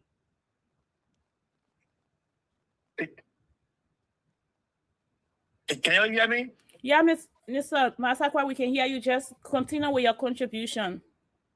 Okay, because Doug is speaking and Patrick is speaking, that's why. Oh, no, nobody's speaking right now. Okay, so I was saying that I called to contribute to the ProphetKey discussion. The issue on ProphetKey. So the issue on ProphetKey. So Shirley, what you do, tell him, because I think you're watching the video, you're watching the audio and it's delaying.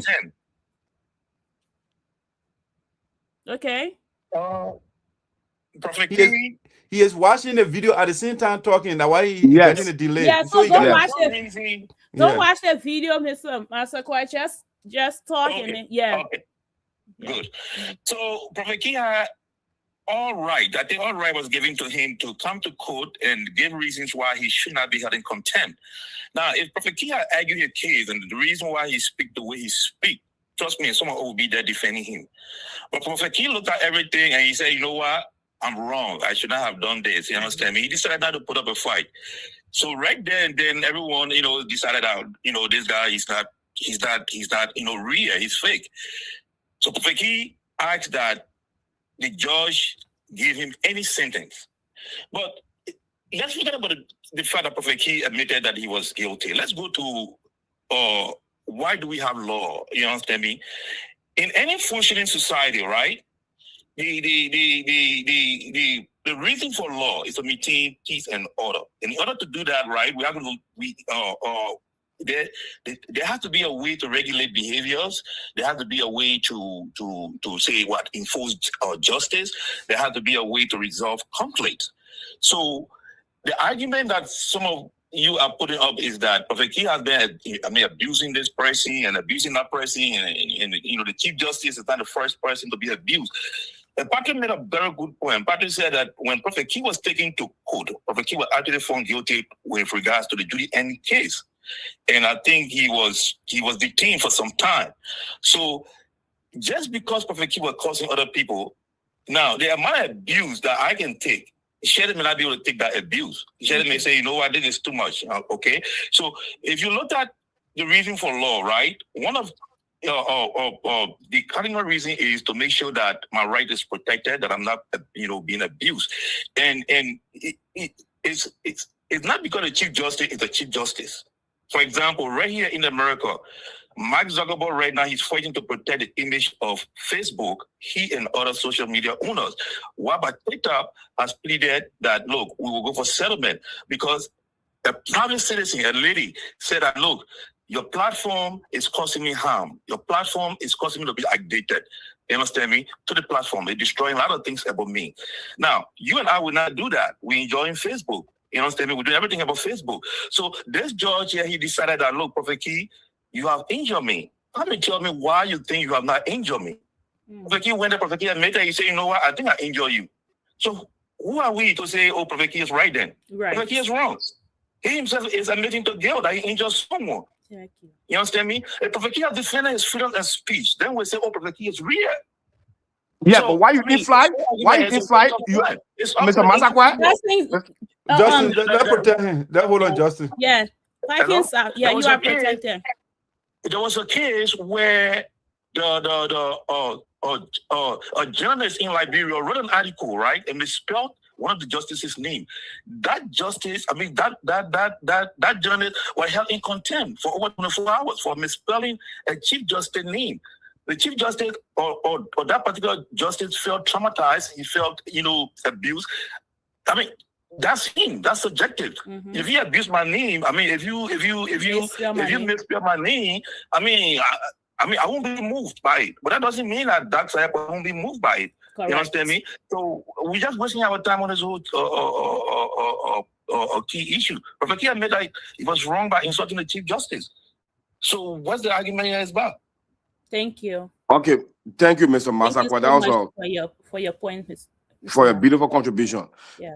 And what we are saying right now, and I know the panelists will if you have time, maybe we'll want to ask you questions. Right. Well, you can just listen in now. Okay. Right. So, Mr. Masakwa, I strongly disagree with you about ProphetKey going to the court and admitting to the court that, yes, indeed, I'm wrong. First of all, the Supreme Court or summoned ProphetKey on allegations of contempt. Why should they don't hold him in contempt? Solely because of the insults on the Chief Justice. The Chief Justice, who is the complainant, who is the victim in this case, is the same Chief Justice that served as a judge in the same case. Where do you ever see that happen here? That is the sole reason why when they put prevention into laws and say, why do you call it something of interest? You're helping out here. Conflict of interest. Conflict of interest. Because you cannot be the victim and say, I'm being affected by this individual action. But then you still use your position as a judge to be the judge of that particular case. What do you think the outcome will be? If you are the victim and the judge, in any case, what do you think the outcome of that case will be? Obviously, you will. It's adjusting. I don't know how is that something that, so are you saying that forces him to admit that he was wrong? Is that what your argument is about? Because what we're saying, was on the bench? It has something to do with that, but we are talking about the fundamental. The fundamental is Prophet Key being accused by the Chief Justice. Number one, before he can even admit or confess or to whatever, the Chief Justice should not be the one judging Prophet Key. So that argument is different. The argument that Mr. Massacre is making is the fact that Prophet Key have admitted that he was wrong. So he already plead guilty. So it doesn't matter who was on the bench, who were. It does. Who Prophet Key plead guilty to? Before whom? There were so many people there, though. I mean, Prophet Key had a lawyer too that was gave a lawyer to him. Shirley, I think we can disagree and agree on this. Yeah, but let the truth be said. Stop. Now listen, the Chief Justice is the head of the Supreme Court. I got you. With the full bench. So when they send a subpoena to Prophet Key, the Chief Justice did not say when Prophet Key come, you will present you will tell the court why the court should not hold in contempt in my absence. The other subordinate justices will take care of the case. No, the Chief Justice went on record by video recording to explicitly explain to the Liberian people that we are bringing Prophet Key here not to lock him up, but to explain to all why the court should not hold him in contempt solely for him insulting the Chief Justice, ma'am. No other charges, no other accusation, solely because of insulting the Chief Justice mother. You understand me? Your point is well taken. Let's hear from Madison here and move on, because we can go on and on back and forth with the whole thing. A couple of things. I want to say thanks to Mr. Massacre for calling in. But because he said, Prophet Key, Prekins. Sorry. Yeah, he said Prophet Key, confess, and therefore the man is guilty. Okay, Shirley, Patrick, and Prekins, if you were in a lion's den, right? All around you are total lion, right? Total lions around you, and you are not standing in the middle there. Will you challenge your lions in their middle? They will rip you apart. Yeah, you're all right. Right, they will rip you apart. So Prophet Key was trying to temper, or if you like, he was trying to do what they call terrain management. All right, to maneuver a way to get out of that place, because he's in the lion's den already. The people are accusing him, and he said, "Okay, how do I get out of this room?" All right, I'm guilty. But what I want to say here is, Prophet Key should not be the law of the land, because Prophet Key, he confesses. Therefore, you abrogate the law of the land. What? Okay, since Prophet Key say I'm guilty, what does you as a supreme administrator of the law, you go to the law? What does the law say? Does the law say when somebody confess in the court, then the laws are on the book, you override them? That's what the law says? If the law says that, then of course you can act on that. But the fact that somebody confesses to you, and then you have all the laws that say do not criminalize speech. I mean, people are free unless, they get all those things they wrote on the book. And then the guys are saying because Prophet Key confessed, therefore the law in the land now has been changed. That's what I'm hearing from him. Yeah, to confession. Right. So another thing is that he said reason to have he said law was put into place to create peace and order. Okay. What chaos does Prophet Key work cause in the country? What was the chaos in the country? Who died as a result of what Prophet Key said? The last time I checked, the people that killed that child stater, that Prince Johnson, and we can go down the line. Those people actually, they created disorder in the land. So those people should be held accountable. But my man Jerry, people then they elected those people then in parliament until Prince Johnson died. They rewarded him for creating chaos in the land. All right. Okay, I want to protect our quarter here. So another thing is he said misspell. Okay, he said misspell name. He brought an example of a George name being misspell. What is miss? When you say misspell, it's a mistake. All right. So that judge was petty. Is that a valid something to bring here? It was a petty judge. The people, they got their power team, because what it says is their power tends to corrupt, and absolute power corrupts absolutely. Law often told us that. That's exactly what our judge would do. When he said misspell, the man misspelled a word. You are not supposed, as a human being, you are not supposed to make a mistake. If the man, how he said the man did it deliberately, but he misspelled his name. People, this thing can happen. All right. So these are some of the things I'm talking. The Bessie and that lawyer that he's talking about, they are power drunk people. You know, they want their power. They want to shut the people up. Let the people shut up. You know, they shouldn't talk when they are doing the wrong thing. Patricia posted in our chat room the other day a listing of the budget, the $1.2 billion that is signed into law. Who posted that? Now Darius DeLon posted on Facebook and Patricia in our chat room. Yeah. Guess how much they put over there? For the lawmaker, they get $53 million in the budget. Right. Let's take Sinoe County. Let's take Bombay County. What's the development for Bombay County? It's 200,000. 200,000. Sinoe County at 200,000. The justices that the guys are talking about the Supreme Court. The last time I did the research, the total staff, it came up to 2,000 plus. Guess how much they pour in the budget? 32 million for those people. So these are the things that make it ProphetKey to cost. Because when they bring the budget, since 1847, the budget has been distributed at the top. The three branches, they divide the money among themselves. And the people are suffering. So when you look at the suffering of the people, if you go to Liberia right now, young children, the only way they can survive is Patricia is there right now. But how you're cooking here, there are more no vehicles.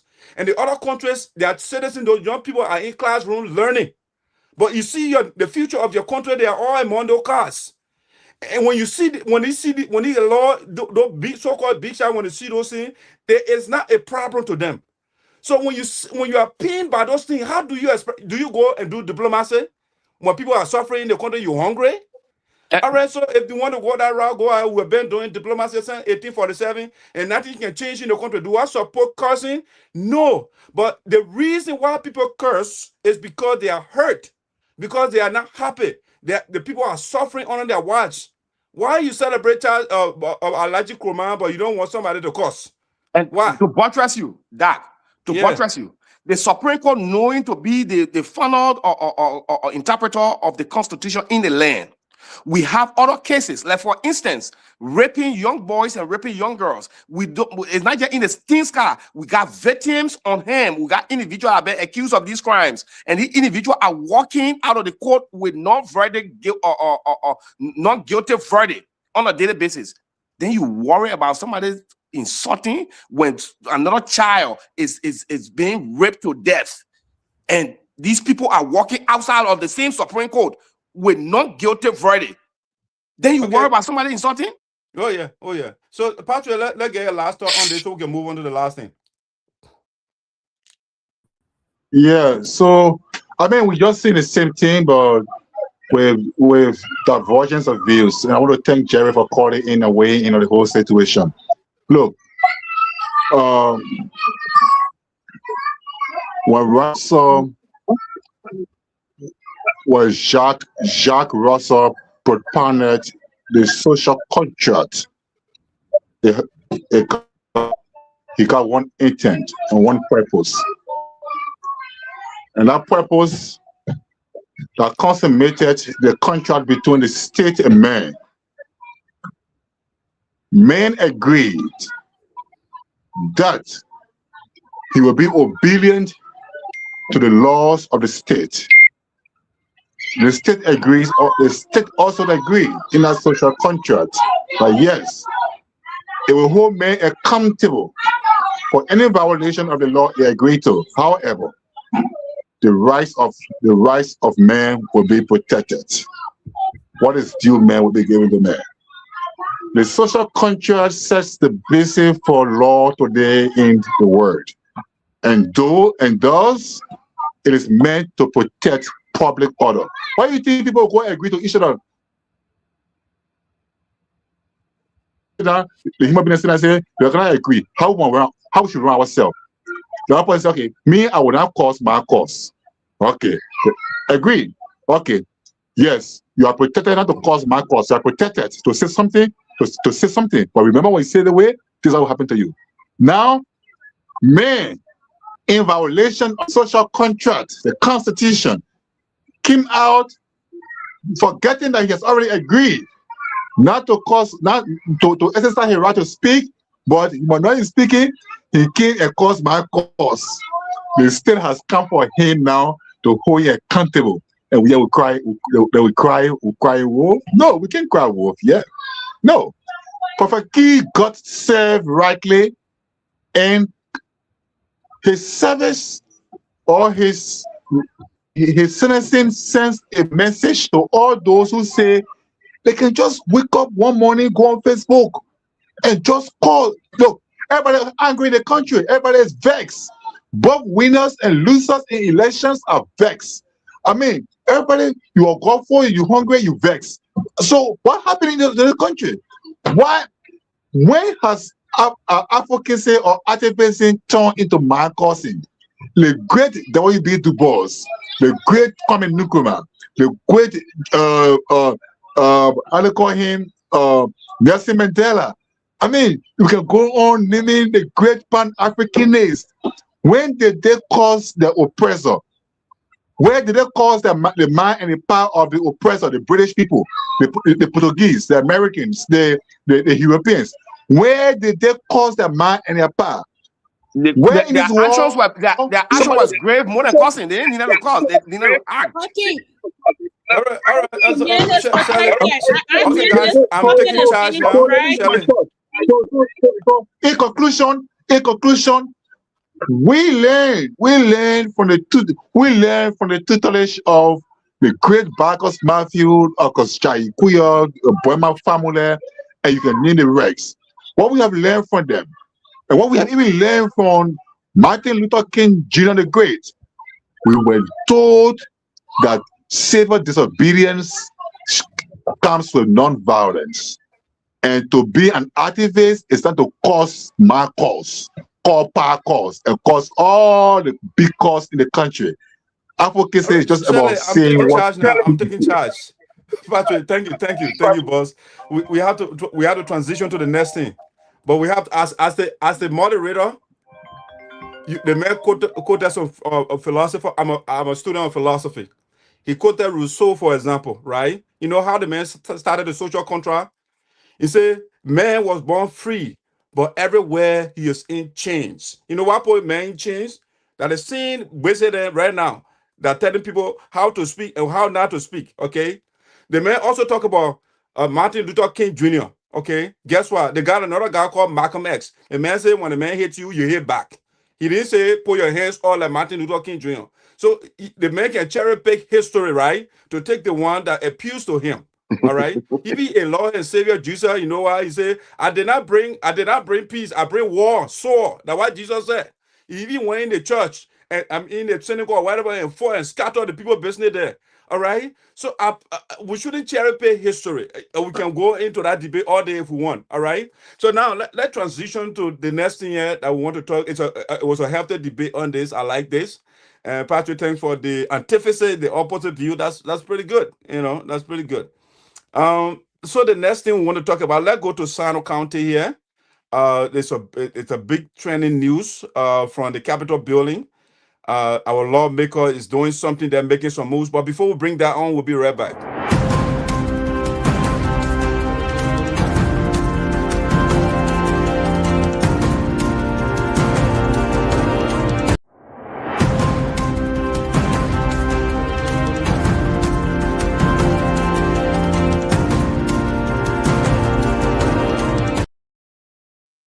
All right, ladies and gentlemen, welcome back to Voice of Sinoe in the Diaspora. So the big news, let me put that talking point back, please. Time it so it gets out after 1 second. So let me put that back so that we can see what I'm talking about here. Let me edit a little bit here to increase the time so it doesn't get off the screen for us. I'll turn it off. All right, so this is the trending news, which I think Shirley likes very well. I'm glad that she came back. All right. So the House of Representatives passed a bill into law or in the lower house.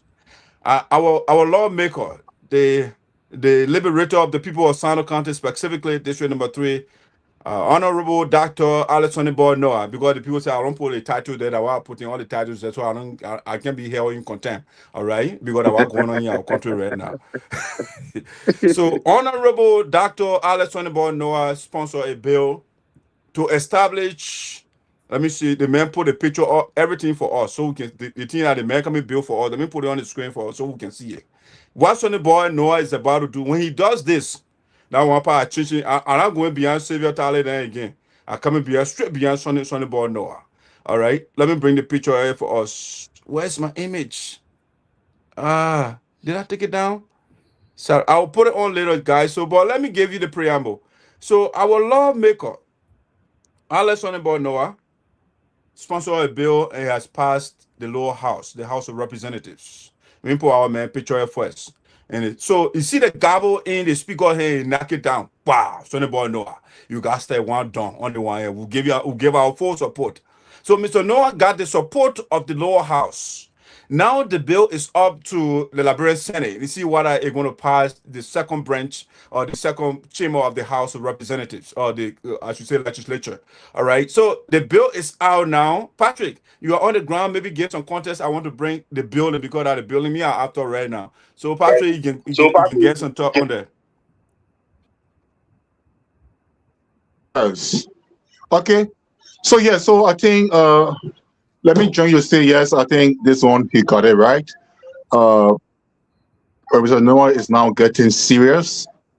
I think he's getting to know that yes, to be representative, it's something on Facebook or people giving you, exaggerated praises, but it's about doing the work you are required to do. And so he's getting the work now, and getting the business now, and having the bill passed by the House in no time. I think it's less than 3 weeks. Yeah, less than a month. Less than a month. Getting it passed, it means that it has good intent and it has full backing. Yeah, because bills normally don't go that fast. Yeah, they don't go that fast. And with that bill being passed in less than a month and going to the Senate with Senator Cllr and Duncan there too as well, I believe it will get the full concurrence of the Senate and will soon become an act establishing the Juarzon Technical for Vocational Training Center. After that, even in addition to that bill today, in fact, Senator Duncan to put another bill on the Senate floor today, establishing an act to establish the Sinoe Technical and Vocational Education Training Center. So we know that bill. I mean, these are all beautiful instruments. So why do we applaud Elise Noah? This is what lawmaking calls for. This is what representation calls for, and this is what oversight calls for. What do people lack, you provide for them, and not personally at anyhow. Okay. So now that, for example, the bill has been passed, the government will not become the prerequisite for the government to provide money in the budget to build a facility that will house the vocational or technical institution, even sports ministry, education ministry, and other relevant authorities that will not get involved. They will provide funding, and then it will boom. If you do that as a lawmaker, that institution it lays on even after you have gone or you have left the office. And here is why our platform, and I personally say kudos to him. One, when a lawmaker goes to the Capitol building or quote unquote happens to meet the president, the first thing he does or talks about is his people and the district. Okay.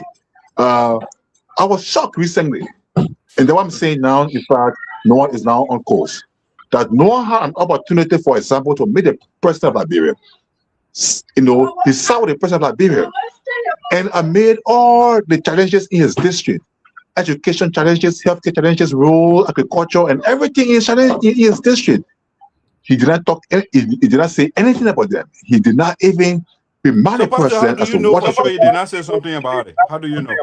Oh yes. If he has said anything, the news. But every time a lawmaker meets the president, it is carried. It always carried in the news or in the press. Okay, it is carried in the news and press. But instead of those challenges that we want to be resolved, no one look at them for long. He said, "No, man, this is not important to me, man. Mr. President, one more get to the point there. He just orders some people who there. Mr. President, I mean, I was I was so shocked in my spirit that after the late Joseph Cllr, the first representative, met President Tutman and President Tobot, after he met them, after he interacted with them, Juarzon got an FE, so some became a district. He got so many development coming to the place there. Even after Maya Tobot took over, Maya Tobot took over, and then he met with President Samuel Doe and other people. You see his influence. Development went to the people. And you know, after Daniel Tia even took over, using Charles Taylor as his own man, even though we didn't see anything going there, but at least I know he advocated for something there to go there. When the great Waba met Ellen, Waba took Ellen into the forest of the Sapo land, where she built a beautiful elementary school and did other things there. When Zaza met even the same Ellen, when Zaza met the same Ellen and the George Weah, Zaza said, "Madam President, I got 2 bills here that you have to sign into law right now for my people, and because we need to make sure they're liberated." Now, when he met George Weah, he said, "George Weah, I made any to sign 2 bills here that are now law. You need to make sure you put money in the budget to operationalize them and appoint officials to the district." He did that. But when no one met President Joseph Newman Boyka, no, he forgot everything. Or rather, want to talk. He froze and want to talk about a federal citizen. Now today, I'm also happy now. I'm also happy now that at least reasonably, very, very sagaciously, that he has seen reason to say yes. I think that here I have to be careful. To be a lawmaker is to be responsible. And now to be responsible is to put a bill on the floor there that creates an education opportunity for the people there. And now that he has passed, I'm craving the Senate right now. I'm craving the indulgence to ensure that that bill passes with unanimous vote, with no delay, and let the president sign it into law, and the people in Juarzon now and the whole district now have access to technical and vocational education programs. Thank you. All right. Wow. Shirley, let me shut it on. Yeah.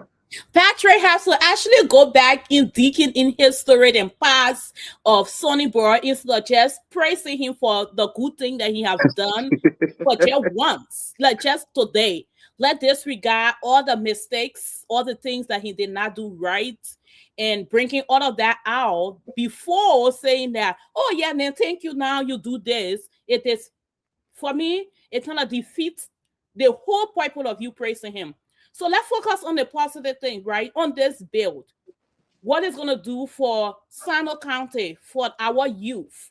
This is a technical education that will reduce unemployment by making sure it's equating our young people with practical skill. Let me say that again. Practical skill, okay, that will make them marketable when they go out there so they can be able to get jobs. Let's focus on that, Patrick, for once, okay? And also, I feel like establishing this institution is great, not only for Sinoe County, but for Liberia as a whole, because these young people can learn different skills and go any part of Liberia to be able to get employment, and that is development for our country. So establishing institution outside of Moravia, it also promotes regional equality, and royal economic growth. That is what Sullivan Noah is doing. And for today, I want to focus on him and to say, I am so happy, so pleased as someone who from Sinoe County, I want to say that again, and having someone who is actually thinking outside of the box, and not only thinking outside of the box for himself, but for our future leaders. The youth are our future leader, and the fact that he's willing for them to be well educated, learn different skills, that is a good thing. And he is so proactive with that. So good job, Sonny Noah. Disregard all the tabata, as Patrick just said, and just focus on doing the positive thing, because you are doing great. And like he said, right, Patrick, I'm quoting again, that is not as normal to have a bill passed that early. So I believe and know that the Senate will pass it. Good job. All right, Prekins, that bring Prekins in here. That thing what Shirley is now trying to be that busy to restrain our speech. What we should say, what we should not say. But go ahead, Prekins. He said we shouldn't go in his story. Pastor went to his story. He said, "Oh, the man should not go in his story." But go ahead, Prekins. Shirley, that was a very beautiful speech.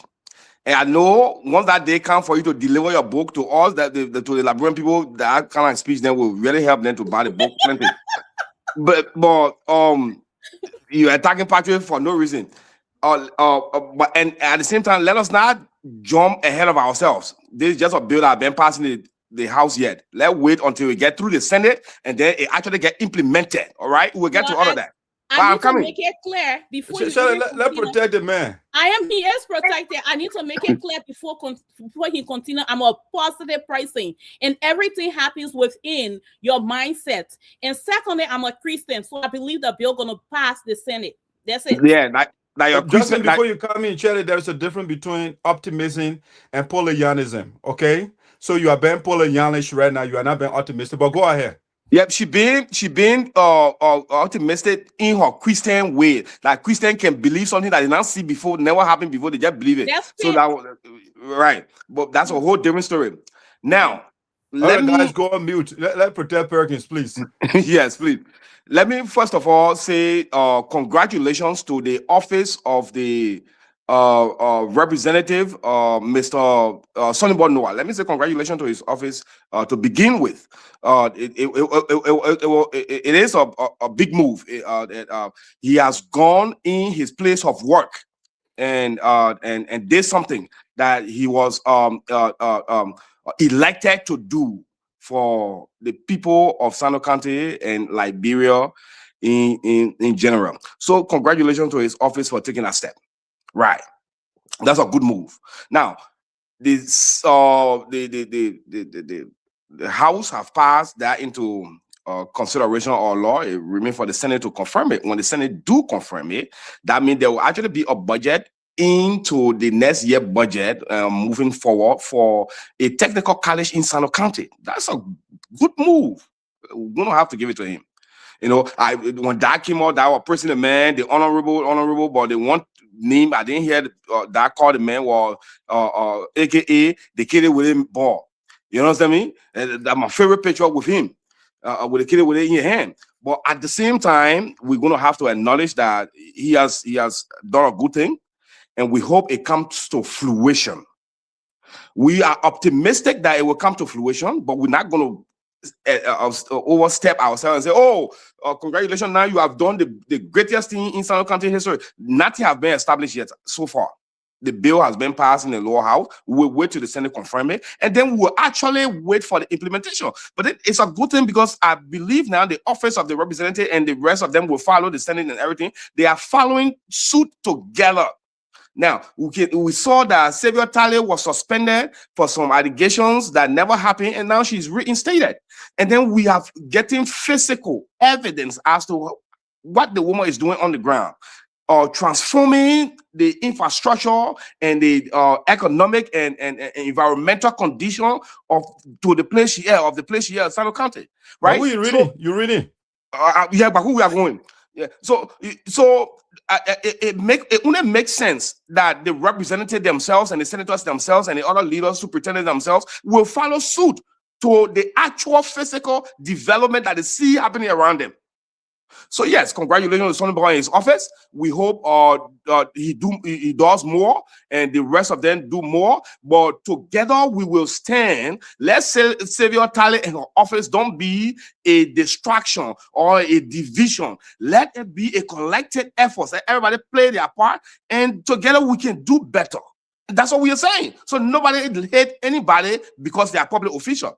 No, you are a public official. You are accountable to the people. So when we come and call you to the box, you have to answer to the people, especially when you got the spokesman of the guy, Esoteric, is presenting or presiding all the issues. You understand me? So thank you. But let me come in. So yeah, go ahead. But it was necessary. Thank you. Congratulations once again to Sonny Ball, and we'll see what happens moving forward. Get on mute, please. Okay. On this issue, Shirley is the Mujahideen for Alison Noah. She is the praise singer for Alison Noah. She is the hallelujah girl for Sonny Boy Noah. I have no issue with that. Okay. I am the spokesperson, like Prekins said, the spokesperson of the elders and the ancestors. If you do that which is right, if you are not doing tokenism, I will praise you. But Shirley cannot tell us. She cannot be Supreme Court Bwese, who is now trying to restrict our speech and telling us, say, oh, Patrick, don't go into history. Well, guess what? Patrick, and that's how you put the esoteric, we are critics. Guess what? I'm not saying we are enemies of Sonny Boy Noah. We are critics. What that means, we are constructive critics of Sonny Boy Noah. Okay, that's what we are. So in order to objectively analyze Sonny Boy Noah, we have to they say the past is the key to the present. Let's look at the past. What did Sonny Boy Noah do? Well, Shirley, when I go into the history of Sonny Boy Noah today, right, we will not get from here. But the recent one, Shirley told us that she is, she took the title from George. We are the Feminine-in-Chief of Liberia, Sinoe County. She's supposed female. Right now, she just supported the spokesperson for the police, the female. She was supporting all the injustice and all of that. I have not seen Shirley be very strong on what Sonny Boy Noah did to Sylvia Tarley. She has been wishy-washy on that one. She's not very strong on it. Sonny Boy Noah and Romeo Kuya, they just took our daughter from job to Gonta. She was sitting down. All right. Sonny Boy Noah, when you were, let me stop. Let me make it correct. When Honorable Dr. Sonny Boy Noah was running for office, the man told Shirley, what man can do, Shirley cannot do it. That's why the man told Shirley. All right. That's what the man told us. So the bill that the man sponsor right now, Shirley can't do that thing. No, it's too difficult for Shirley to do. All right. Now let's get to the bill. Is what has been passed, the instrument that has been passed into law. What I would tell you, Sonny Boy Noah is going the wrong route. The last show we had the other time, guess what we did? We read some documents in Juarzon district. It's the capital city for district number 3, Juarzon district. The children went to school there, high school. All of them failed WAEC. They flunked. My man. Now one person passed the test. Sonny Boy Noah has not addressed that situation. You see, building a structure without capable, qualified, professional teachers, you are just decorating the land. That's what they call, I think at the prior convention in North Dakota, I coined the word geographical decoration. That's what Sonny Boy Noah is doing right now. He wants to geographically decorate, embellish the land so he can have, because the man can tell us, you know what? You know, I built a house, my house in Godway Town or in Pine Town, so that when the people get in the town, they can see the farmhouse. No, but Sonny Boy is not from Godway Town. I'm from Godway Town. I'm just getting into example. You know, Okay. the reason he building farmhouses in different towns, right? He said when the people reach in the town, so they can say, oh, who get that house? That farmhouse. Then they say that Noah farmhouse. All right. So Noah wants to bring beautiful structure. All right. So when they read to Juarzon, they say, who get a farm building? Who brought about that farm vocational school? Then they say that Noah. Then when they ask how many children can pass, 0. Nobody can pass. All right. That's what Sonny Boy Noah is looking for here. He wants the title and our children can pass. We want, you see, Shirley, if you have good teachers, hold on, give me a second here. That protect me. When you have good teachers, you have experienced, qualified teacher, they can learn under the Cllr tree and they will be the best technician. You don't need a building, all right? When Socrates then, when they were doing philosophy, there was no building. The guys were sitting on, they call it the Parthenon in the marketplace. They're interacting with the people, all right? That's what you are doing. Sonny Boy Noah is doing geographical decoration and building and trying to build structures. Right now, we have the Sinoe County Community College. You know what Sonny Boy Noah put in the budget? 600,000. How much Sonny Boy Noah put in the budget for himself? $53 million United States dollars. So this is mockery. That's mockery Sonny Boy Noah on. We want to see institutional and transformation. We want to see what is affecting our children. In America, they say, hold on, man, Dustin, you have your time. In America, they say, the high school graduate, they reading at 6th grade level. That's a per American standard. In Liberia, our high school graduate, I don't know what level they're reading. All right. Those are the things that we have to change. Let's go to the foundation. Let's go to the fundamentals. So that when we get a robust foundation of the children, how do we do that? Get good teachers. Get Shirley can go right now and be the preschool teacher for the children daycare. When you have a Shirley as daycare teacher, the children will learn good. All right. But when you put people in the classroom for the children that can't even read and write, and you say you're talking about vocational college, I mean, we are wasting. Sonny Boy Noah is building. Hold on. I'm not giving you the opportunity right now. You see, you are the product of your environment. All right. Sonny Boy Noah is trying to do is to replicate the mediocrity that's going on in the country. That's why you see, right. When you replicate that, it's not helping the country. You know what? The University of Liberia, when the guys then graduate, they can't find a job because the children are not learning nothing. All right, or they are not learning skills that are relevant to today's society. All right, so let's Sonny Boy Noah, our school, then the children are sitting on the floor in Juarzon right now. The roof are leaking, no benches. Those are the basic things, and then get good teachers. If it costs Sonny Boy Noah to go to India, to come to America, to come to get Shirley to go over there and teach our children, it would be better than to come get for a building, beautiful building, and the children cannot even face one big wheelbarrow. No, we don't want that. That is not what we want. I'm not going to praise Sonny Boy Noah for doing this. No, I'm not going to praise him. This is a waste of our time. The children, none of them passed wire into Sonny Boy Noah, capital city. All the children then fail. Sonny Boy Noah has not addressed that issue. I will give you a chance and go ahead. All right, thank you very much for that beautiful deliberation as well, like we all have done on all the issues here tonight. But what it was maybe a question, but now it probably have turned into a statement because you acquired and executed the power of the Supreme Court onto yourself. Or when I was trying to you said no, let us protect me, because you were still speaking Bagu. I still notice that. So that what the Supreme Court did. You cannot insult me because I'm the Chief Justice. Anybody do it, you go to jail. But now, Sonny Boy, the salary of Sonny Boy, we all know is not Sonny Boy individual decision. Now, but before we go to that, right? How long has Sonny Boy been a representative in Sinoe County? And that's a realistic question, because I don't know. I thought he just won election. They gone 2 years. He been in office for 2 years now, right? Yes. But he has built 10 houses for himself. But go ahead. We'll get to that.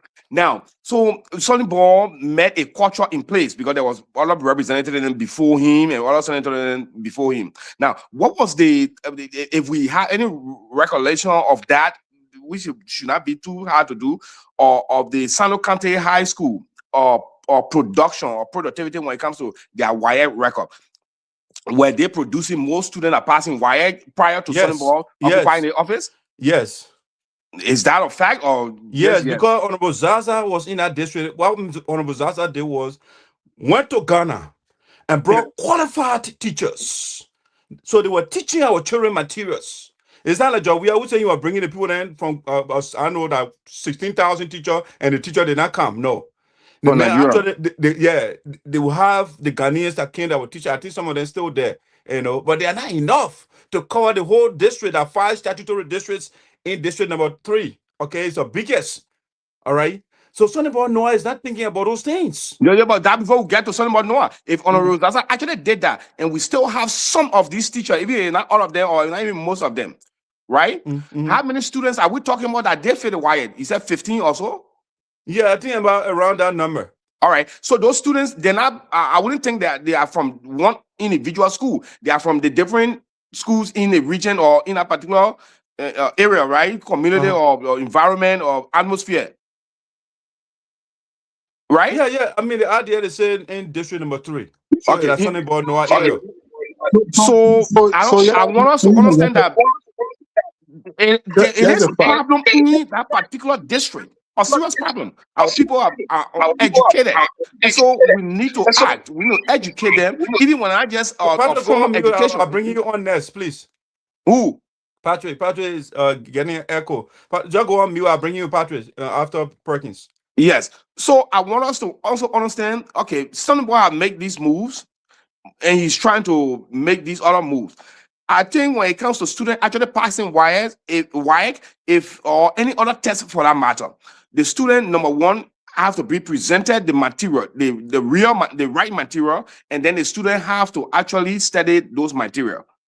So you can present the right material to the student and they still decide not to follow through with the information. That cannot be blamed on the institution or the individual or professor or teacher. We know that. Prekins, that's not the case here. That's not the case. Yes, I'm just putting everything into consideration. I'm not saying Sonny is doing more than he should be doing. What we're saying, we want to acknowledge at this time that Sonny make this move. So if you say it is a wrong move for the people or the children of Sinoe County, then I will differ with you saying it's a wrong move. Yeah, Juarzon, let me put it this way. Before you plant the rice, you must first brush the bush. You can't throw the rice in the forest, and you say you want to grow rice. No, we prepare the land before we start sowing the seed, and then we can cater to those seeds to produce, the outcome that we want. Sonny boy know how get the play, everything's scattered right now, and you say he wants to go build vocational school there when the children can pass high school tests. That's my issue. But let bring Patrick on. Let Patrick come in, but Patrick come in shortly. The seed planning from Sonny boy Noah account will be to first of all even pass such a bill or argue such a bill or proffer such a bill to be passed. Now that could be the seed planning. Sonny boy just becoming now 2 years representative. We don't expect him to face all the issues that were spoiled over the many years. The man has not faced one thing in the first place, so we're not telling the man has not faced one. But let bring Patrick come on in. Okay, so thank you. So my sister Shirley, let me just say something. The biggest praise singer of Sonny Boy, or let's say the biggest personal propagandist, or should I call it the biggest data boy or data man of Sonny Boy, or the biggest fan, or whatever you can call it, of Sonny Boy used to be Patrick. Okay, used to be Patrick. Besides used to be Patrick, besides used to being Patrick, Sonny Boy is my friend, personal friend, good friend, buddy. In fact, we came from the same academic, lineage. Yes, very good friend. That is Sonny Boy. Prior to us parting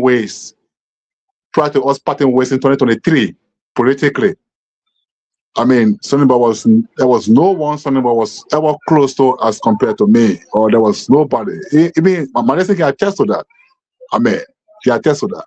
So, one thing I don't harbor against anybody, I can disagree with you respectfully. I don't harbor malice or hatred or envy against anybody. But sometimes, if you don't do the right thing, I say it as of now. Yes, if you do the right thing, I say it. So, on the issue of the district status, first of all, I would not agree with Madison on his position with the bill. The bill is a welcome one. The bill is excellent. The bill is very timely. The bill is something that has come as a light to many young people, not only in Juarzon, but across the district. Okay, even people from Greenville, in fact, who will have the opportunity to get to Sinoe or to Juarzon, can also have an opportunity to learn there. Now, regardless of the challenges that are there in the district right now, educationally, the bill today may not be the best thing, but tomorrow it will be. It will be the light of the district. What started yesterday as a University of Liberia, okay, as Monrovia College, today is the UL, University of Liberia, okay. So we know tomorrow that bill, it will become the light, other bills will pattern after that bill to go to other districts, to extend to other districts. So to be frank, I must give Elise Noah credit on this one year. This one year, he proved he fought a good legislative fight here and he won a good cause there legislatively.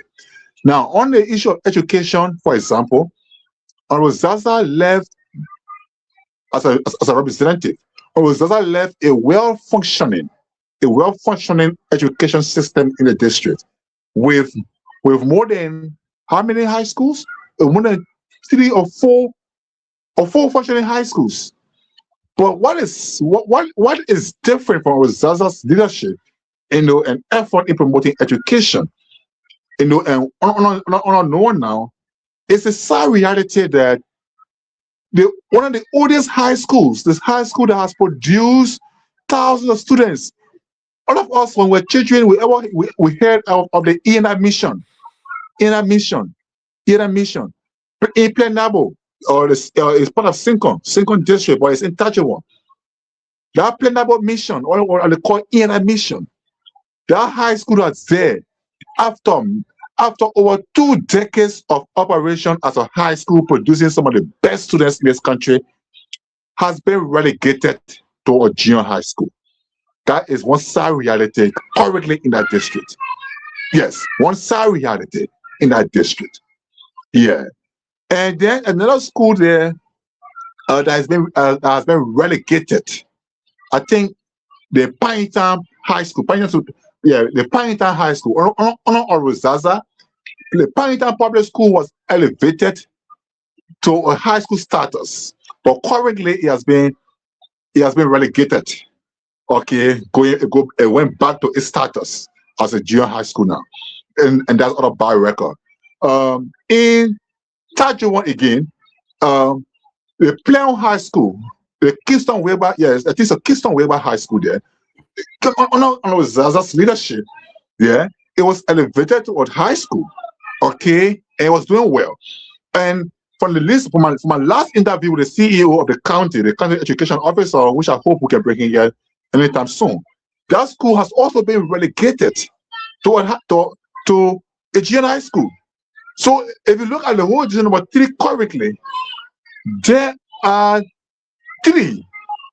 There will be 3 good functioning high schools there. Juarzon Central High School, that J. Milton High School, and the Detroit High School there. So the Kingston Weber High School is now relegated. The ENI Mission School, which has been a high school for more than 2 decades, is now relegated to. And the Pinetown Central High School now has been relegated. So these relegations are not good signs.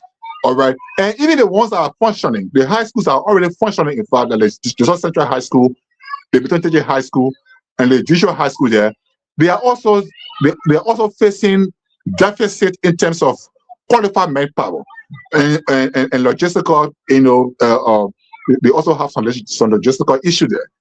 So I think something needs to be done. No one can also go there to the house there, step on his gains, and invite the education authority. Let them come and answer questions. Why these high schools were relegated when they should be the one providing teachers for those high schools?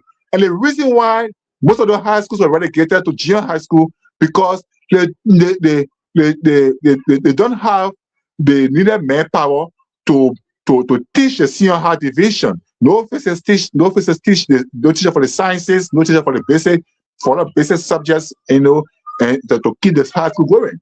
So I think it's something that no one can look at very constructively. And this one is constructive engagement with him. It's not our usual disagreement. All right, this is constructive. He can look at it.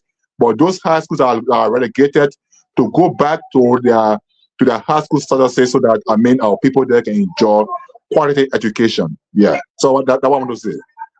Thank you, Patrick. Well said. Yeah, well said. Go ahead, Prekins. Go ahead. No. Continue. Okay. Patrick, that was well said. Patrick. Yeah. The only problem with that is Patrick just validated what I just said. He said, "Oh, we should praise Senate board no only one." Then he went give a whole history of teen and going wrong in the place. They made that face those teen for no, man. So what we all saying, yes. we understand this thing happening or this thing. Right now on this issue of Sonny effort, that is where we want to say, okay, Sonny, congratulations for even thinking that way. But since you are doing that, while you are that, like what Patricia just said, while you are doing that, these are some of the fundamental issues that are wrong with our system. Justin, you can't go buy a Maserati when you can't face a Toyota you get. You know what I'm saying? You would not afford to face the Maserati or the Bentley that you are trying to buy. Face the little car that you get first. Let's see whether you can maintain it before you go and buy, because those expensive car to just do the oil change, it costs more than the small car repair work. So what I'm saying here is Sonny Boy Noah is just doing like the opposite. Why he's supposed to do you see, when the foundation of the house is sound, right? I mean, the winds can come, the house will stay stand. That's the thing. That's the point we are making here.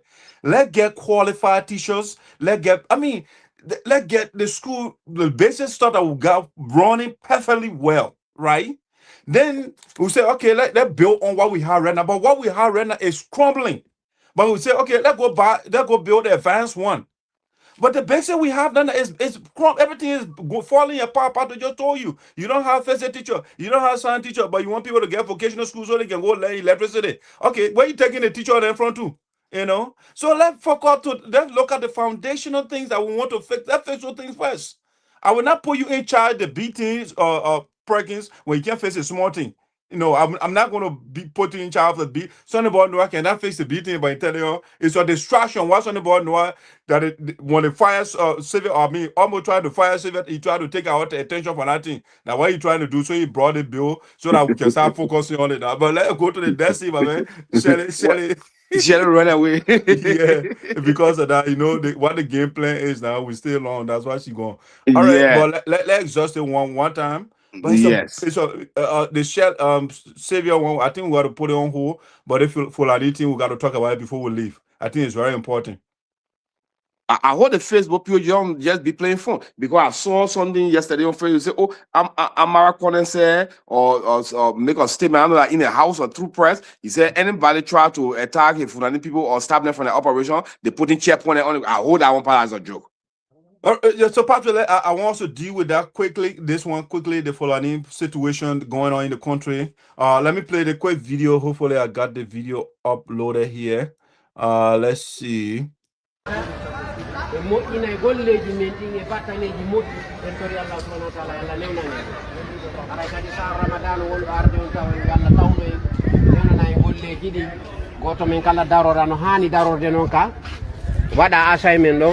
haray darano golle den ko fi Allah jettirden de golliren fi Allah haray goto bakitaaki suuditaaki salaki notade noddando e téléphone muɗum haray si ɗum feƴƴi haray den weltano hoore.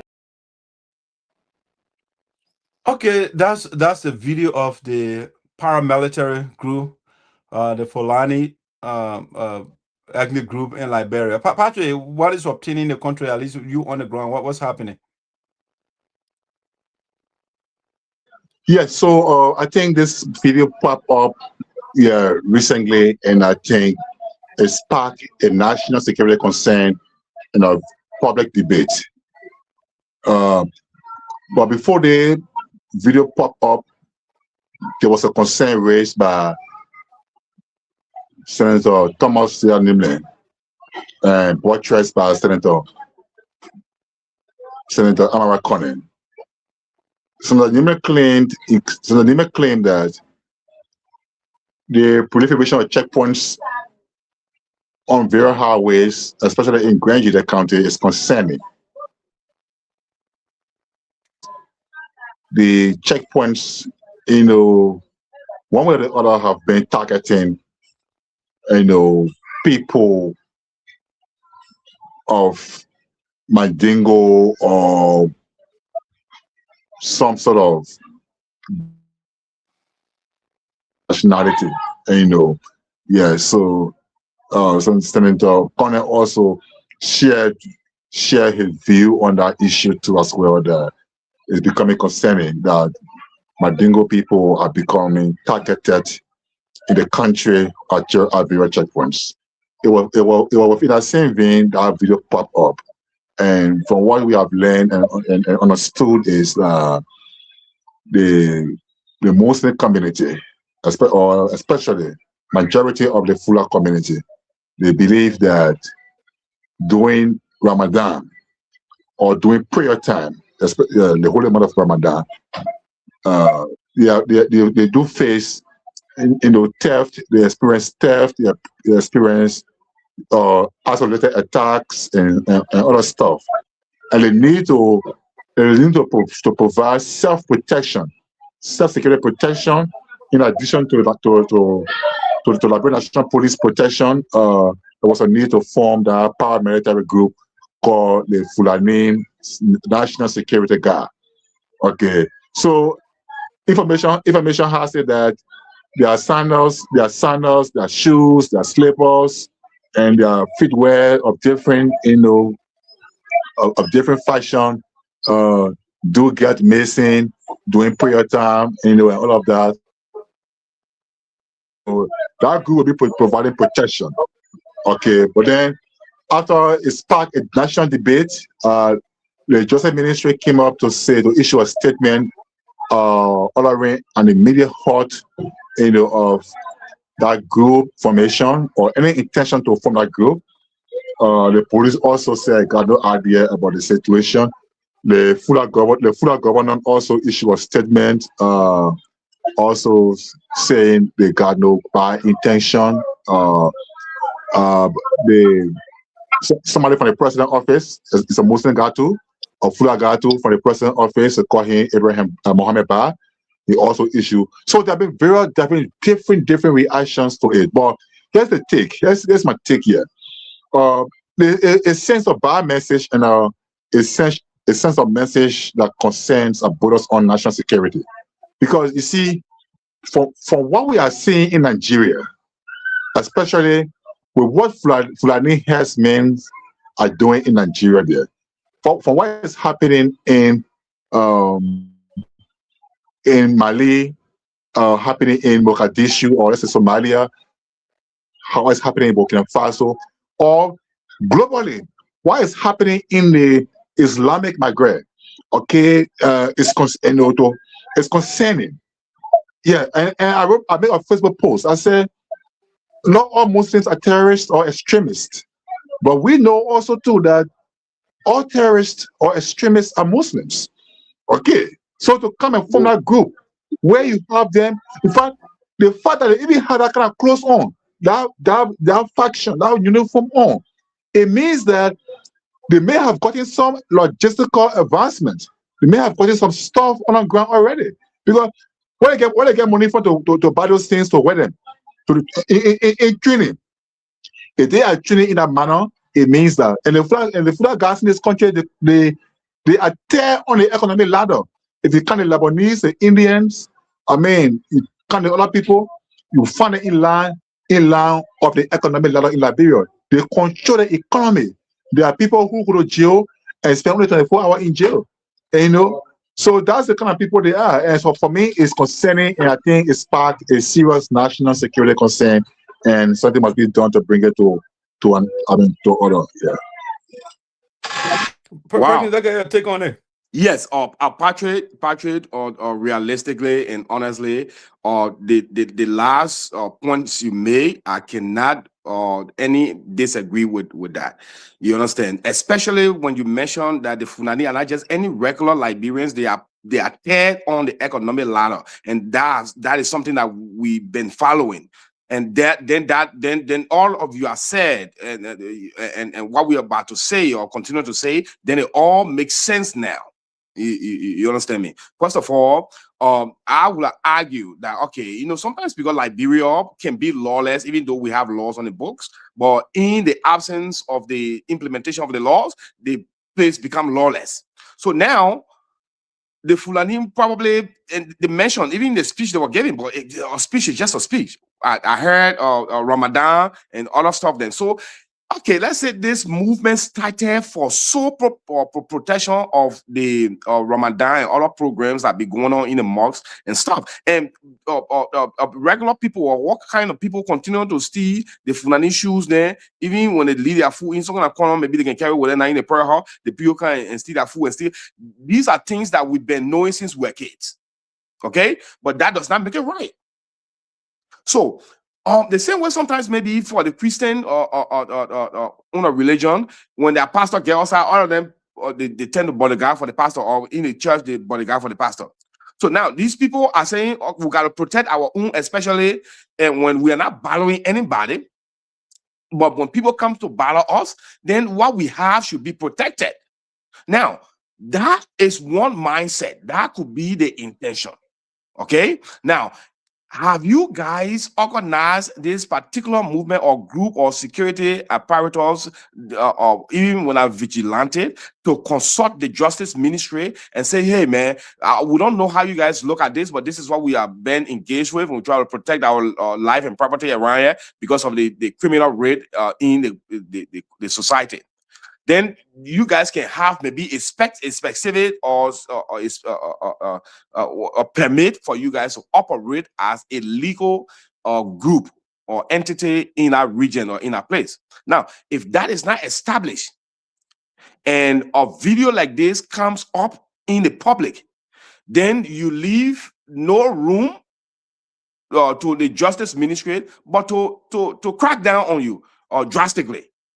You understand me? Now, it doesn't mean, oh, they're going to disperse you and you're not operating no more, you don't protect yourself. No, that's not, I don't think that's what it means. What it would mean is, okay, this is what you say you stand for. Personal security or private security to protect your own life and property.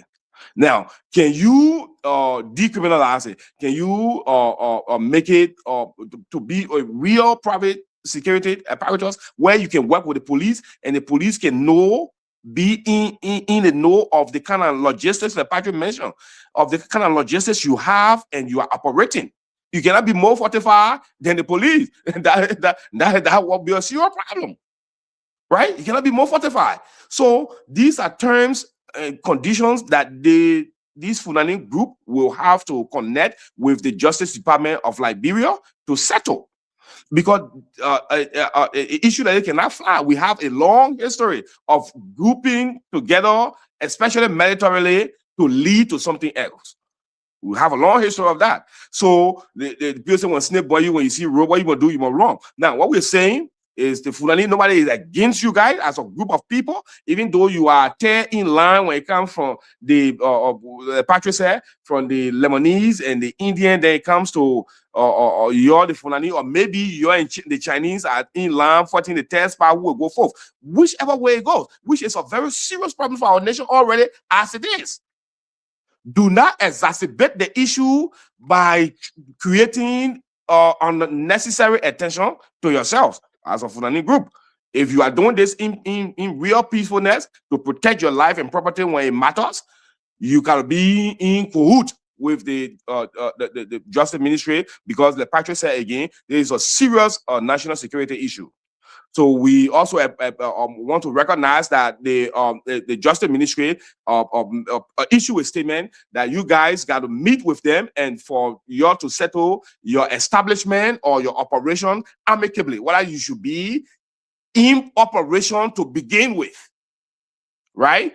And so that's a strong stand by the Justice Ministry, and we'll leave it as that. But it's a strong and developing issue that needs a serious attention, and we have to discuss it. Okay, here's my take, right?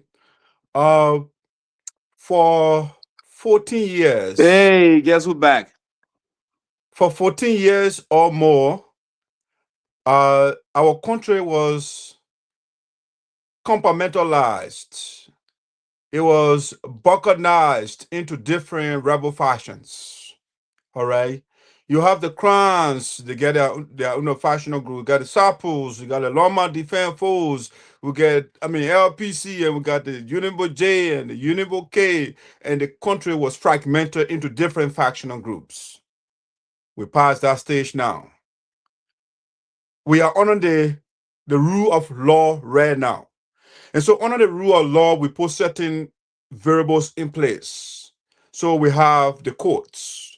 We have basically, to be short, we divided the government into 3 branches, which we are plagiarists. We copy it from the United States, right?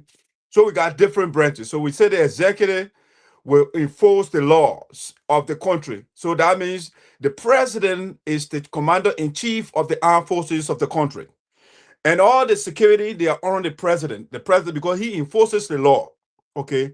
So when we have, say, for example, what I'm hearing, the stealing people, slave pause, when the Muslim, when they're praying during their holy month of Ramadan, which is going on right now, if they have concern with that, let it go to the authority and say, this is what's going on when we are having this big event. First of all, we have to identify where the stealing going on in the first place, because the guys have, there's a keyword over there, say national. So is the stealing going on the nationwide when they're having their Ramadan fasting? That's when the stealing goes on. Where is the insecurity that's going on? Let's identify the area. And we have the national security of the country. We have the AFL. We have the Coast Guard. We don't have airplanes, so we don't have Air Force. So the different security sector or apparatus we have in the country. If the people are doing fasting for their month, we can't provide security officers, or the police cannot protect those people. They need their special security. Okay, let's play their card, right? And say, okay, let the Fulani have their defense force. Okay, and let the Lofa people have their own defense force. Let the Sabo people get their defense force. Let the Basso people get their defense force. What kind of country are you creating? Do you give these people a special right, or we want to make it religious? Okay, the Christian, they got a majority in the country. Should they have their own security, national security force as well? Should they do that? Should the people that are speaking for the elders and the ancestors, should we also have our defense force? Should we do that?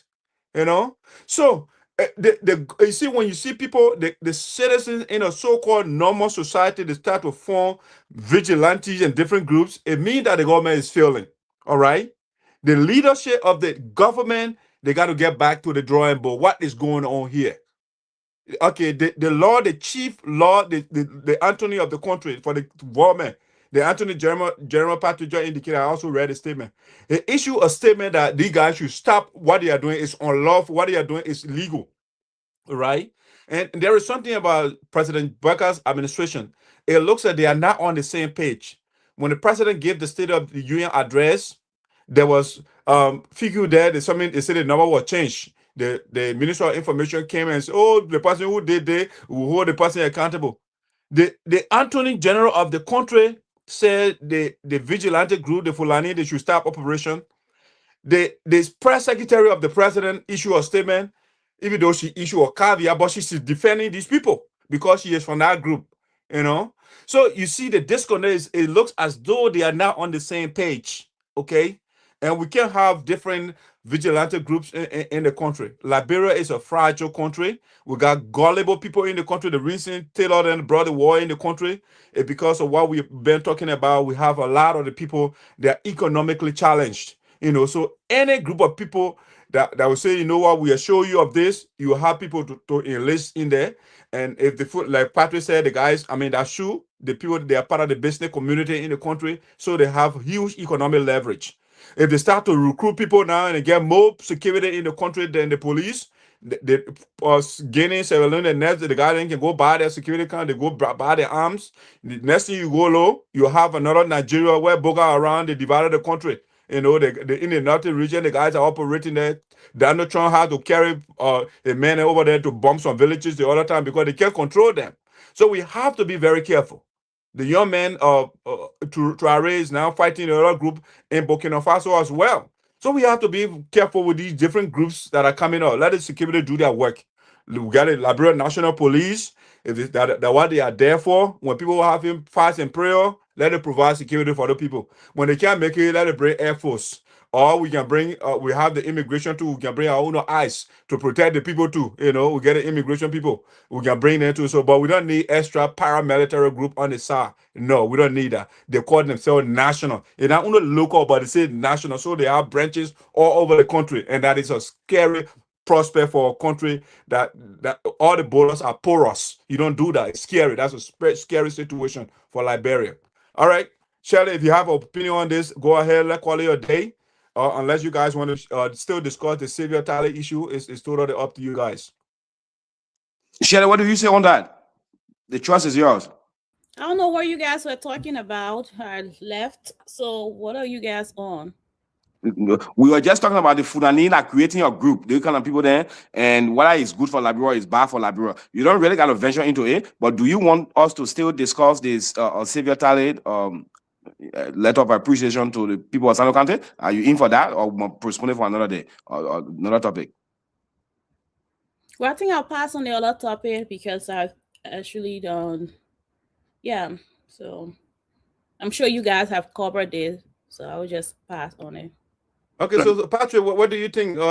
Should we postpone it to Sylvia stuff so we don't do it? I think I would recommend, because it will be the first thing on our next show, the agenda, so we can do justice to it.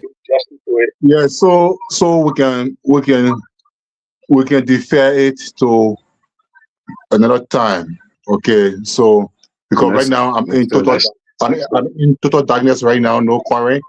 Right. So as you can see my background. So let me just start with my closing and then at least exit and take some fresh air, because now when I'm in darkness, for the heat in my body, that is it, bro.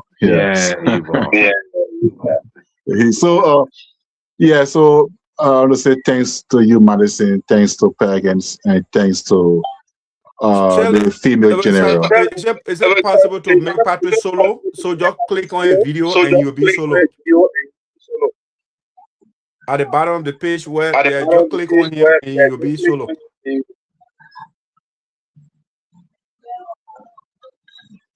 All right. Okay. Patrick, go ahead. Okay. So thanks to the female general, the giant, the Iron Lady. Yeah, Shirley, for also being here today. Just quick information out there before my parting comments.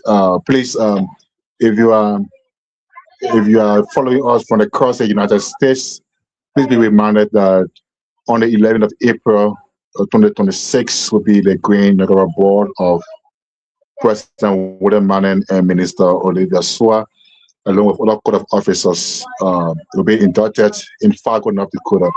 I want to thank those who are. I'm going to be inducted as a board member. Okay, very good. Okay, very good. So I want to thank those who have made pledges and those who have fulfilled their pledges. Ma Mary Dato is in Fargo, North Dakota. She just she chipped in with whooping $500 recently, and as a contribution. Thanks to Ns Gao and his wife, Honorable Obaku Noma and his wife, Honorable Otelo and Kolo and his wife, Honorable Cllr Mane Simeon and his beautiful wife, Mane, National President level, and Madam Alicia Tape and Madam that's Roof City. Yeah, so we want to say thanks to all of you for coming in with your donations and the pledges as well. Look forward to seeing them fulfilled. Don't forget also that the Support Development Organization is having its convention too. I learned for the first time in Liberia to dedicate its whole project. So also, if you are a support man or son of son or daughter, you can also grace the occasion there in Monrovia. It will be here, I think, somewhere in Mangibi, what they call the whole constructed. Yeah, and then I want to say to you, thanks to all of you for your support, for coming to follow us. Thanks for your viewership. I want to thank all those who made our coming possible too when it comes to data and other things. Yeah, my team members. Lastly, yes, our meeting has produced a good result today. And I can see the argument, the debate, positive, fruitful, and we're making great progress. If you want to come on the show anytime, you can reach out to any of us to book a space or come on and share with us our platform to expand and increase our coverage and reach. So next Thursday we'll be back here. But in the meantime, I will say happy pre-birthday to my princess Patricia Bolue, there in Greenville, Sinoe County, and pre-birthday also to Elaine Freeman there in the US, and all those who will be celebrating their birthday tomorrow and other days to come. We want to say thanks so much for coming on and listening to us. But we are going to be back next Thursday. ProphetKey is in jail. Pray for him that he changes. Pray for the Koluba to also not go to jail. Okay. Pray for the two of them because they need help. They need help. Yeah. Also, let's thank no one for the bill that he proffered that has been passed anonymously. He needs to go beyond that and also make sure that attention is given to the school system there in his district. We also want to thank the Justice Ministry and the government of Liberia for putting an immediate stop to what could have been the worst mistake. I mean, in addition to the 14-year civil war, Fulani group are coming to form a paramilitary group in the name of protecting themselves. No, we got one national security force, which is the police, the military, the immigration, the Coast Guard, and you need the rest of them. They are responsible to keep us national security, not anybody else. So thanks to the Minister of Justice for breaking that to a heart. Our first topic was one word. Second thing we discussed was what? What was that? The first topic, okay. What was the first topic? Okay, yeah, Cecilia Clark's topic. Yeah. So Cecilia Clark, on the Cecilia Clark issue, I think she was hasty in her resignation. Service is about duty to the nation, not about a position or or your personality. Anywhere you can serve from anywhere and still produce the results you want. Besides that, anytime you work somewhere and there are issues of discrimination or non-compliance or non-compliant posture and lack of cooperation, see them. Allow you see them and then you are fired. Then people know that yes, you have said the right thing. Don't sit down, something happened to you before you start to toss it over. And even though I resign, no. Don't add a Gmail. Don't add a Gmail. When the caucus has expelled him unanimously, when the information hit him, when he hit him, let's bring the other guys into close. Yeah. Sorry. Yeah. When information hit him, quick. He came. He said, "I resign. I resign from the caucus." So don't do that. Okay. So thanks for your service to the country, and let me say congrats to Sam Collins for coming into the new room. So, gentlemen and lady, thanks so much too for your patience with me today, for overlapping or taking over your show with too much talking. But again, next Thursday we'll be back by God's willing if we never have any issue. Thank you.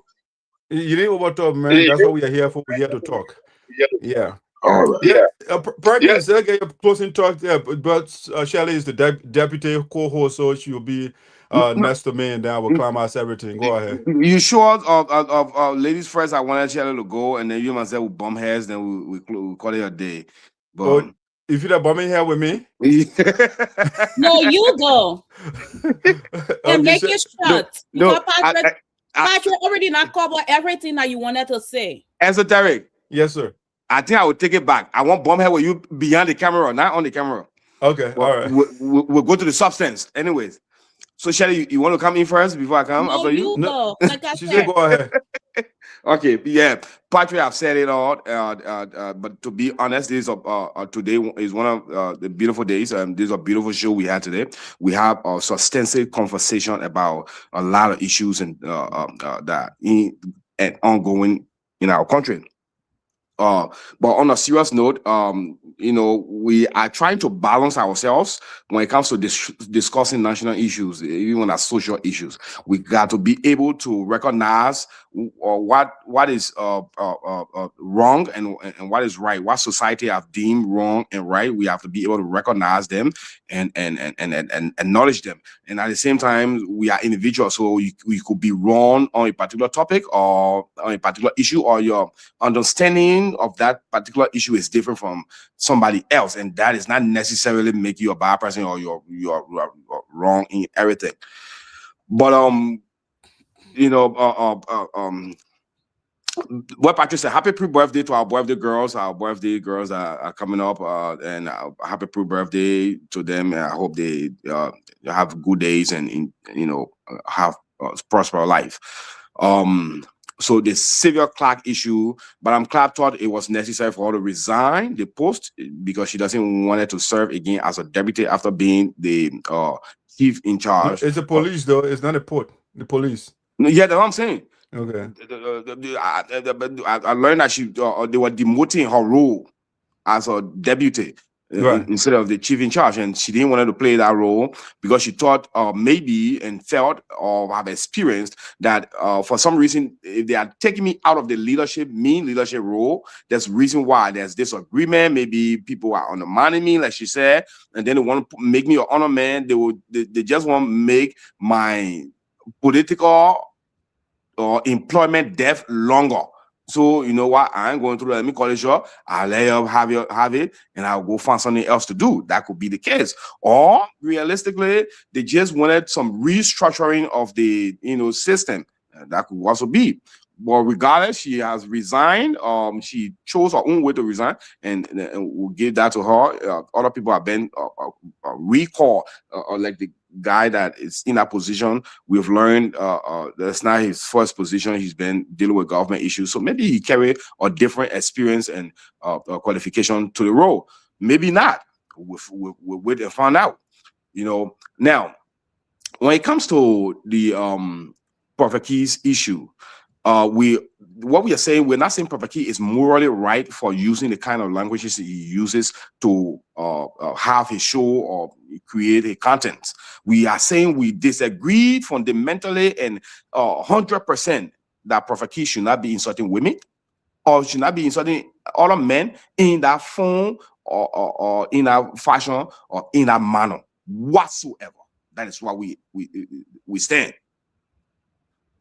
Now, moving forward that issue, the Supreme Court also don't have the right to disobey the law, bend the law, or break the law just because they want to prove a point, because the Chief Justice got hurt feelings from the words of ProphetKey when the law clearly protects ProphetKey and the Chief Justice himself for not bumping heads when it comes to insult or on issues like that. Insults is decriminalized in Liberia. If you want to say the men saying what the men said brought the court to public disrepute, then talk about the men mentioning the court of being corrupt. Now, if he cannot produce evidence that the court is corrupt, then he can be held in contempt for carrying the court on that. Then you can jail him, even though it will still now have to be 6 months, regardless of whatever thing that happened in this particular case. You cannot jail ProphetKey for 6 months. 1 month for me, I think it's too harsh. Now, why the court, I would have suggested, if you want to punish ProphetKey, punish him financially. Now, ProphetKey, he doesn't just have these shows, but he have followers, and you'll be surprised. 78% of the followers and supporters of ProphetKey, they are women, they are female, and that's a fact.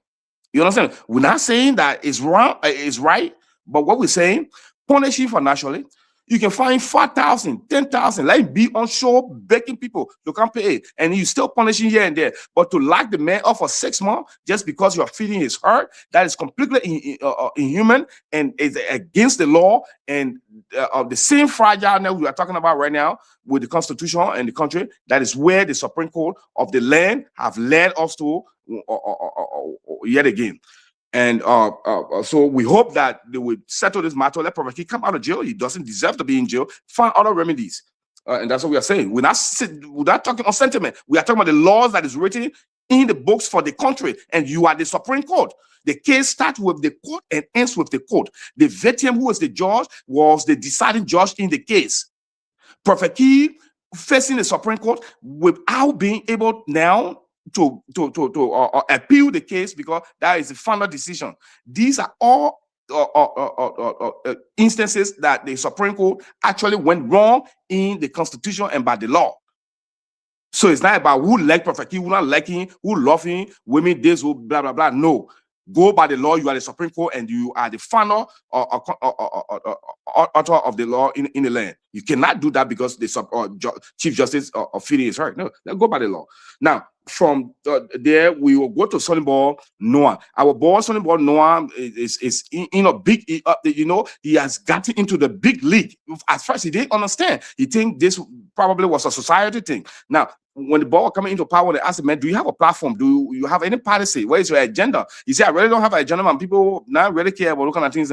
But now he is in the position, he's learning now that, okay, there are certain things we got to do in order to extend our political life.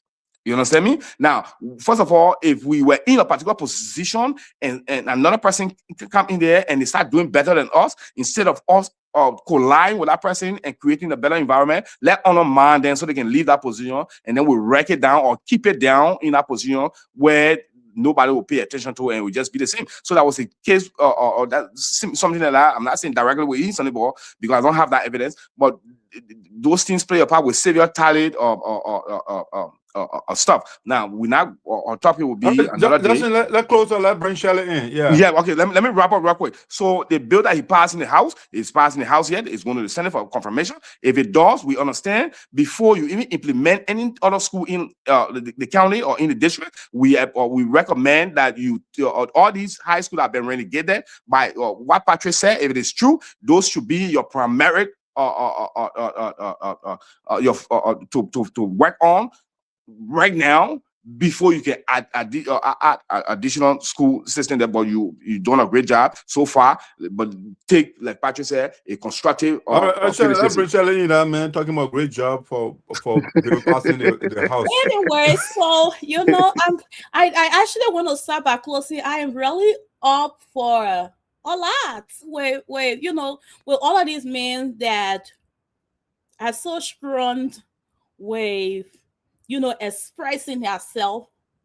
But I want to give myself credit, you know, because sometimes you don't have to wait for someone to give you credit. You have to tell yourself you're doing a great job. I'm doing a great job. Matter of fact, I'm doing an exceptional job among 3 men that Lord. Shirley, hold on now.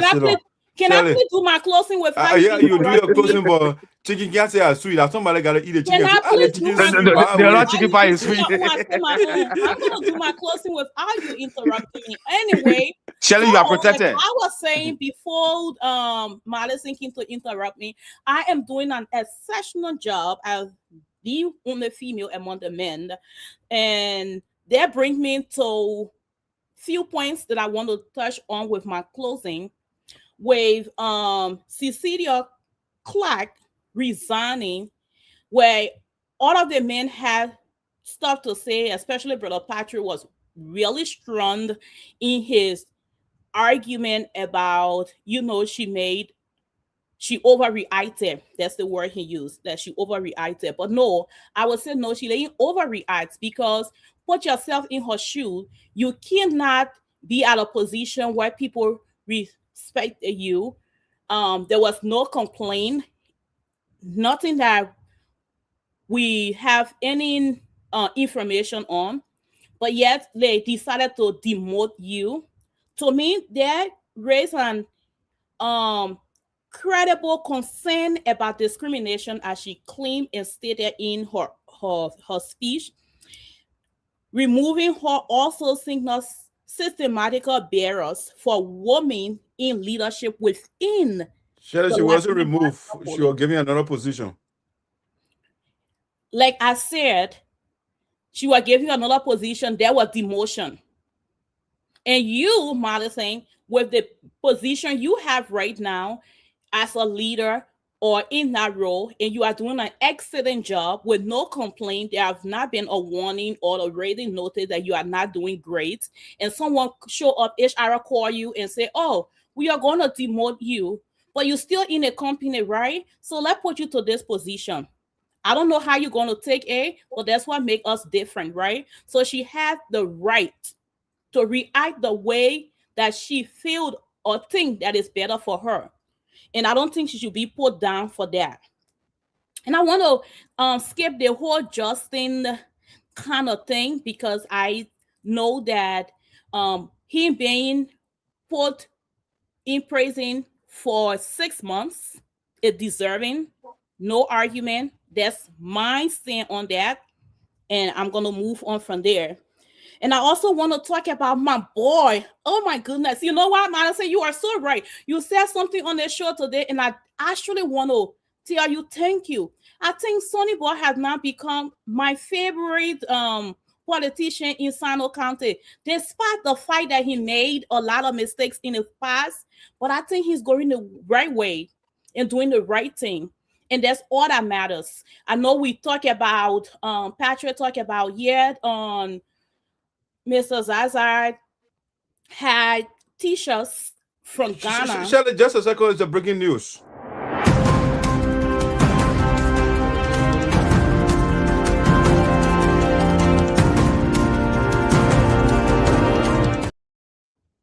Ladies and gentlemen, welcome back to Voice of Sunday. The breaking news we are getting: Shirley Sinoe has declared her support to Alex Sonny Boy Noah. I knew you were gonna say something. But I officially and if brother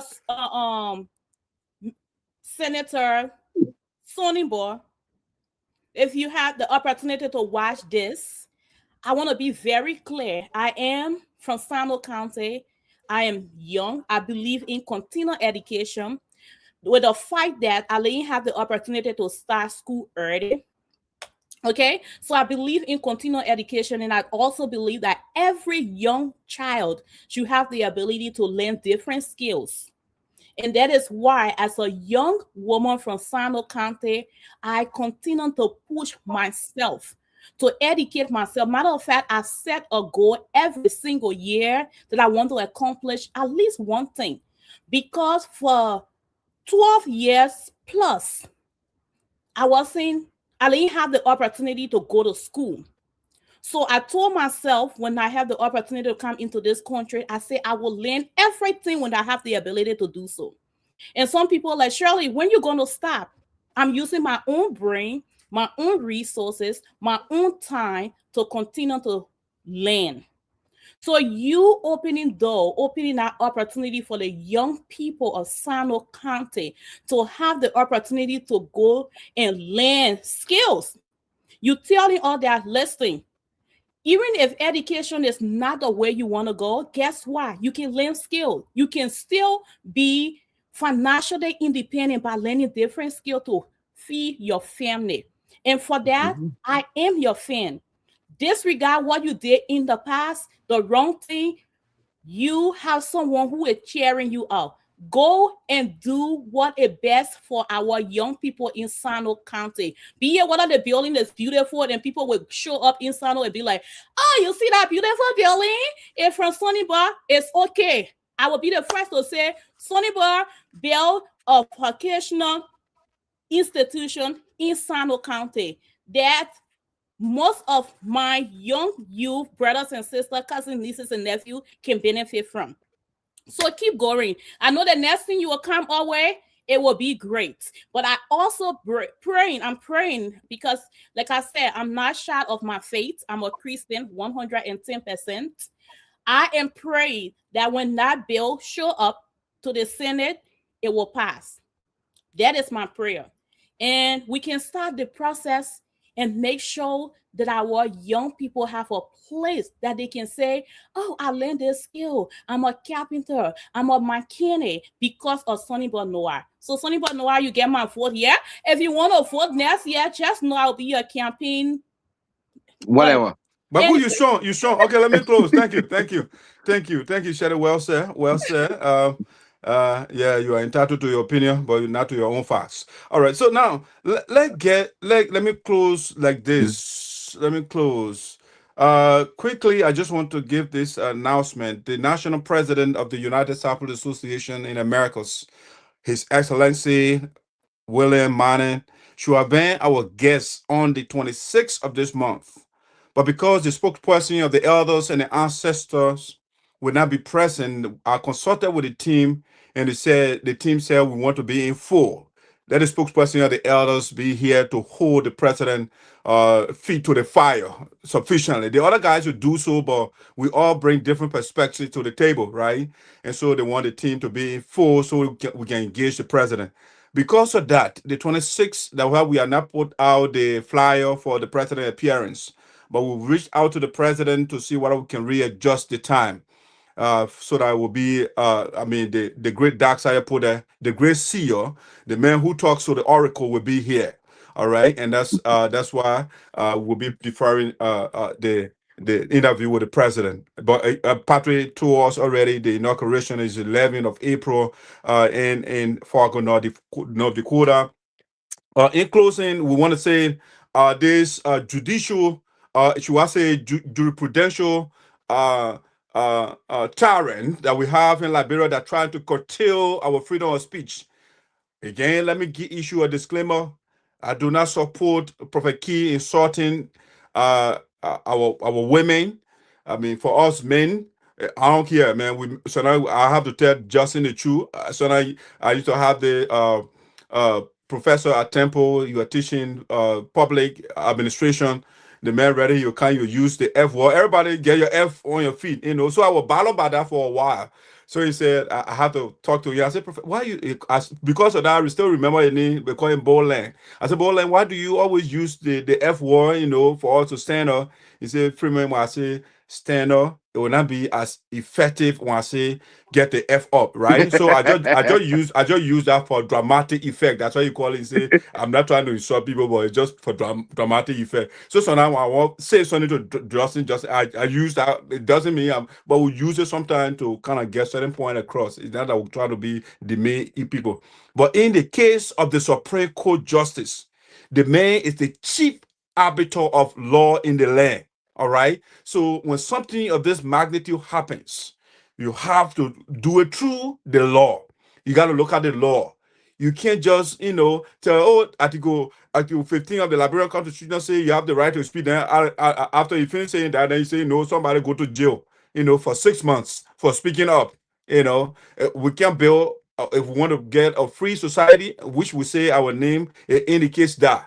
It's called Liberia from the word labor, you know, liberty, right? We are free people, you know, but our freedom, we understand it comes with responsibility, but it should not be using invectives, you know.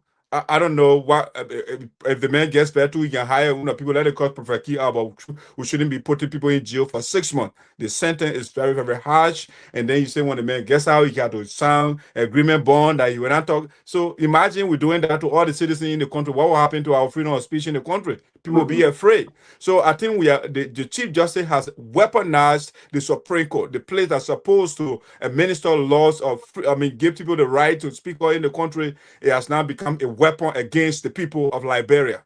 If Chief Justice basically wants to hold people accountable, the corruption that's going on in the country, that killing the people, that are the people he has to hold accountable.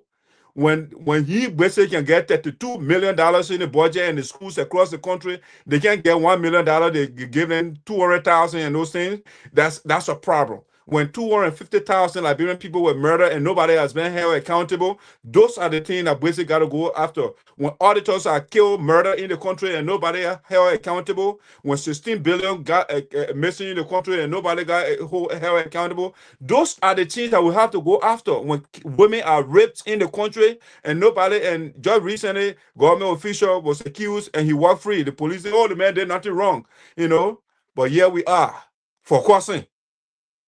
The man caused businessman and basically got there and say, you know what, you're going to jail. So that's we are making Liberia to be an unfree country. I want to say happy birthday to my daughter, Elise. Enjoy your new age.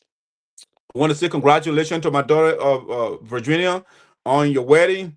The Chief Justice did the right thing, or the Anthony of the country did the right thing to stop the Fulani militia in the country. Yeah, we don't want extra militia group on the side. Yes, let the police, let the people do their work.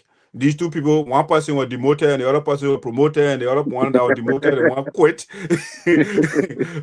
He said, you know what, instead of having a job, I'd rather be unemployed. Yeah.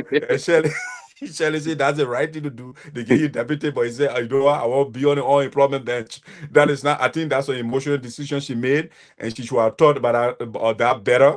I mean, I'd rather get a job in a economy where they say they created 70,000 jobs, but we can't see it. But then you have this opportunity, and you say, you know what, I'm angry. I'll get all the uniform I bought for myself. I'll get everything to yourself. I'm going, you know. I saw doing all the giving uniform. All right. Yeah, our prophet did not get justice. This is injustice to the prophet.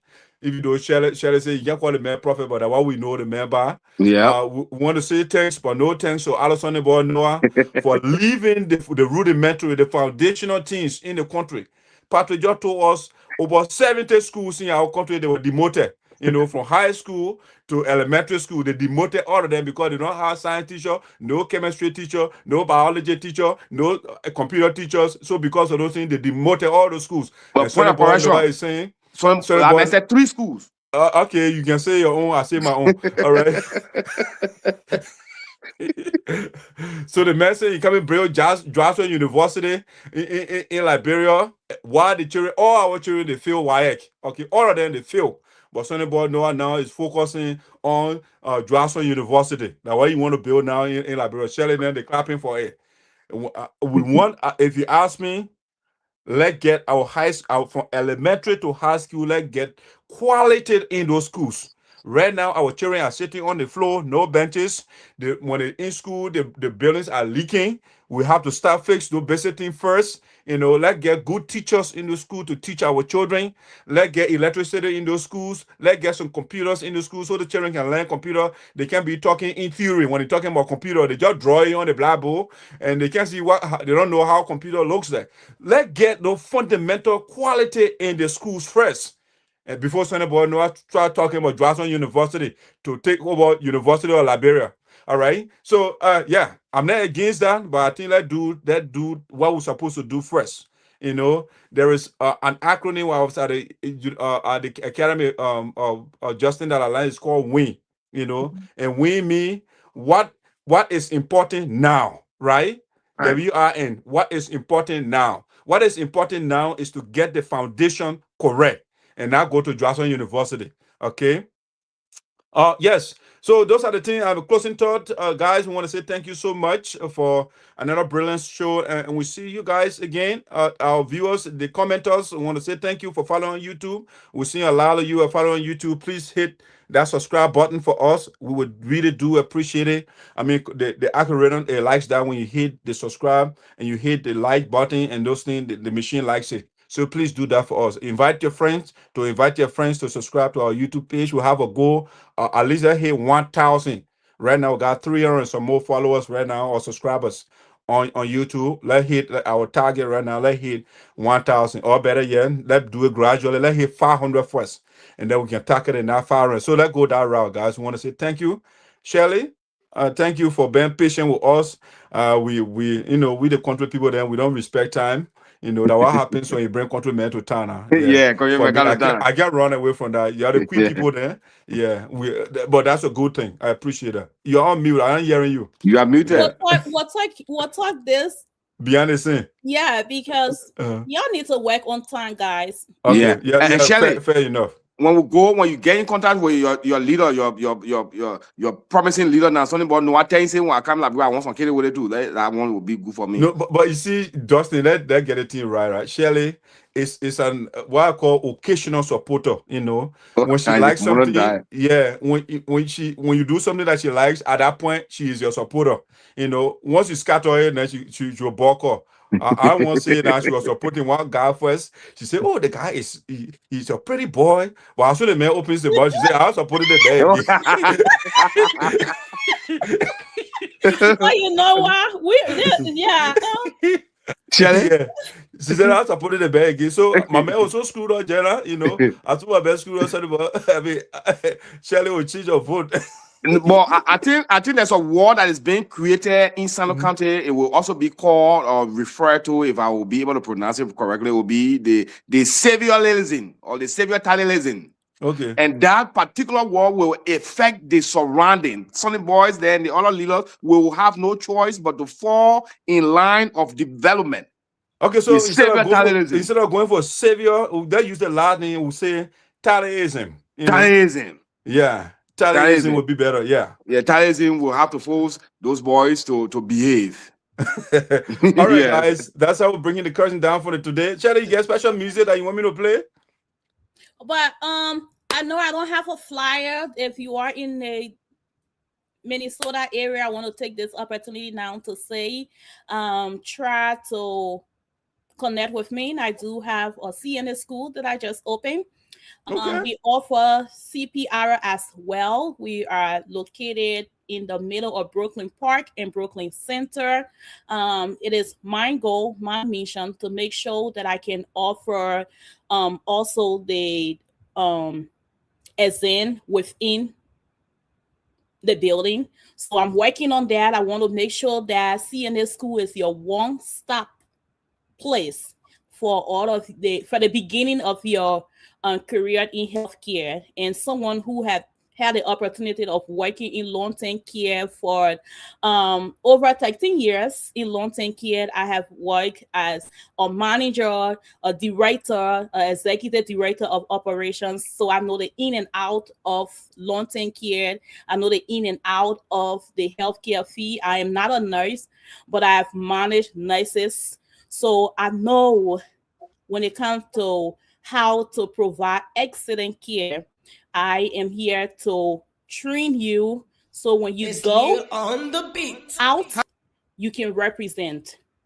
And so the place to come and get your CNA certificate and your CPR is Heritage Care Training in Brooklyn. I'm looking forward to serving you. All right, Shirley, that's Shirley right there. If you want to get house too, she's a real estate agent, everything. The people say, you know, they normally say master or what? They say I don't know if that applies to me. I master all of it. Shirley, listen to me. They say jack of all trades, master or none. Now what they say, right? But that's what I said. Shirley is a master of many all things. Yeah, she's a master of few of them. You know, she got multiple things that she masters, right? Yeah. So, support her. If you want house, that's a wonderful thing. You want to get mortgage for 30 years, call Shirley, she will give it to you. So you are being sarcastic. Then you go to the CNA school now. Yeah. Then at the same time, don't forget the lady, she's an iron lady, she's an author as well.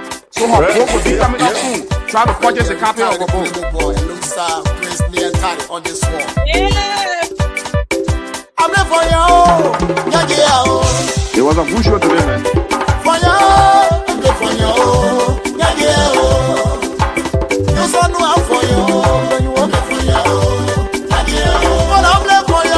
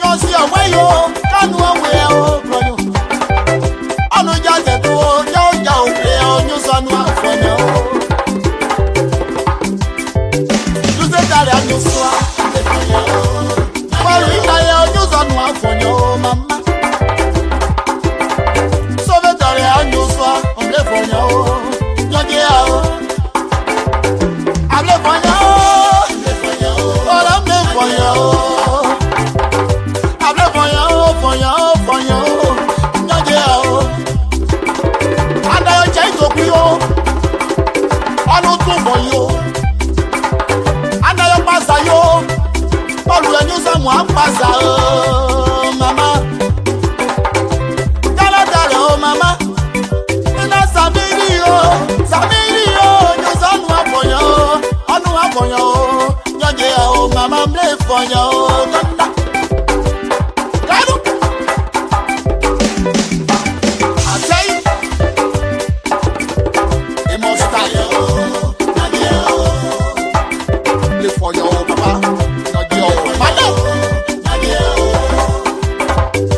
Sate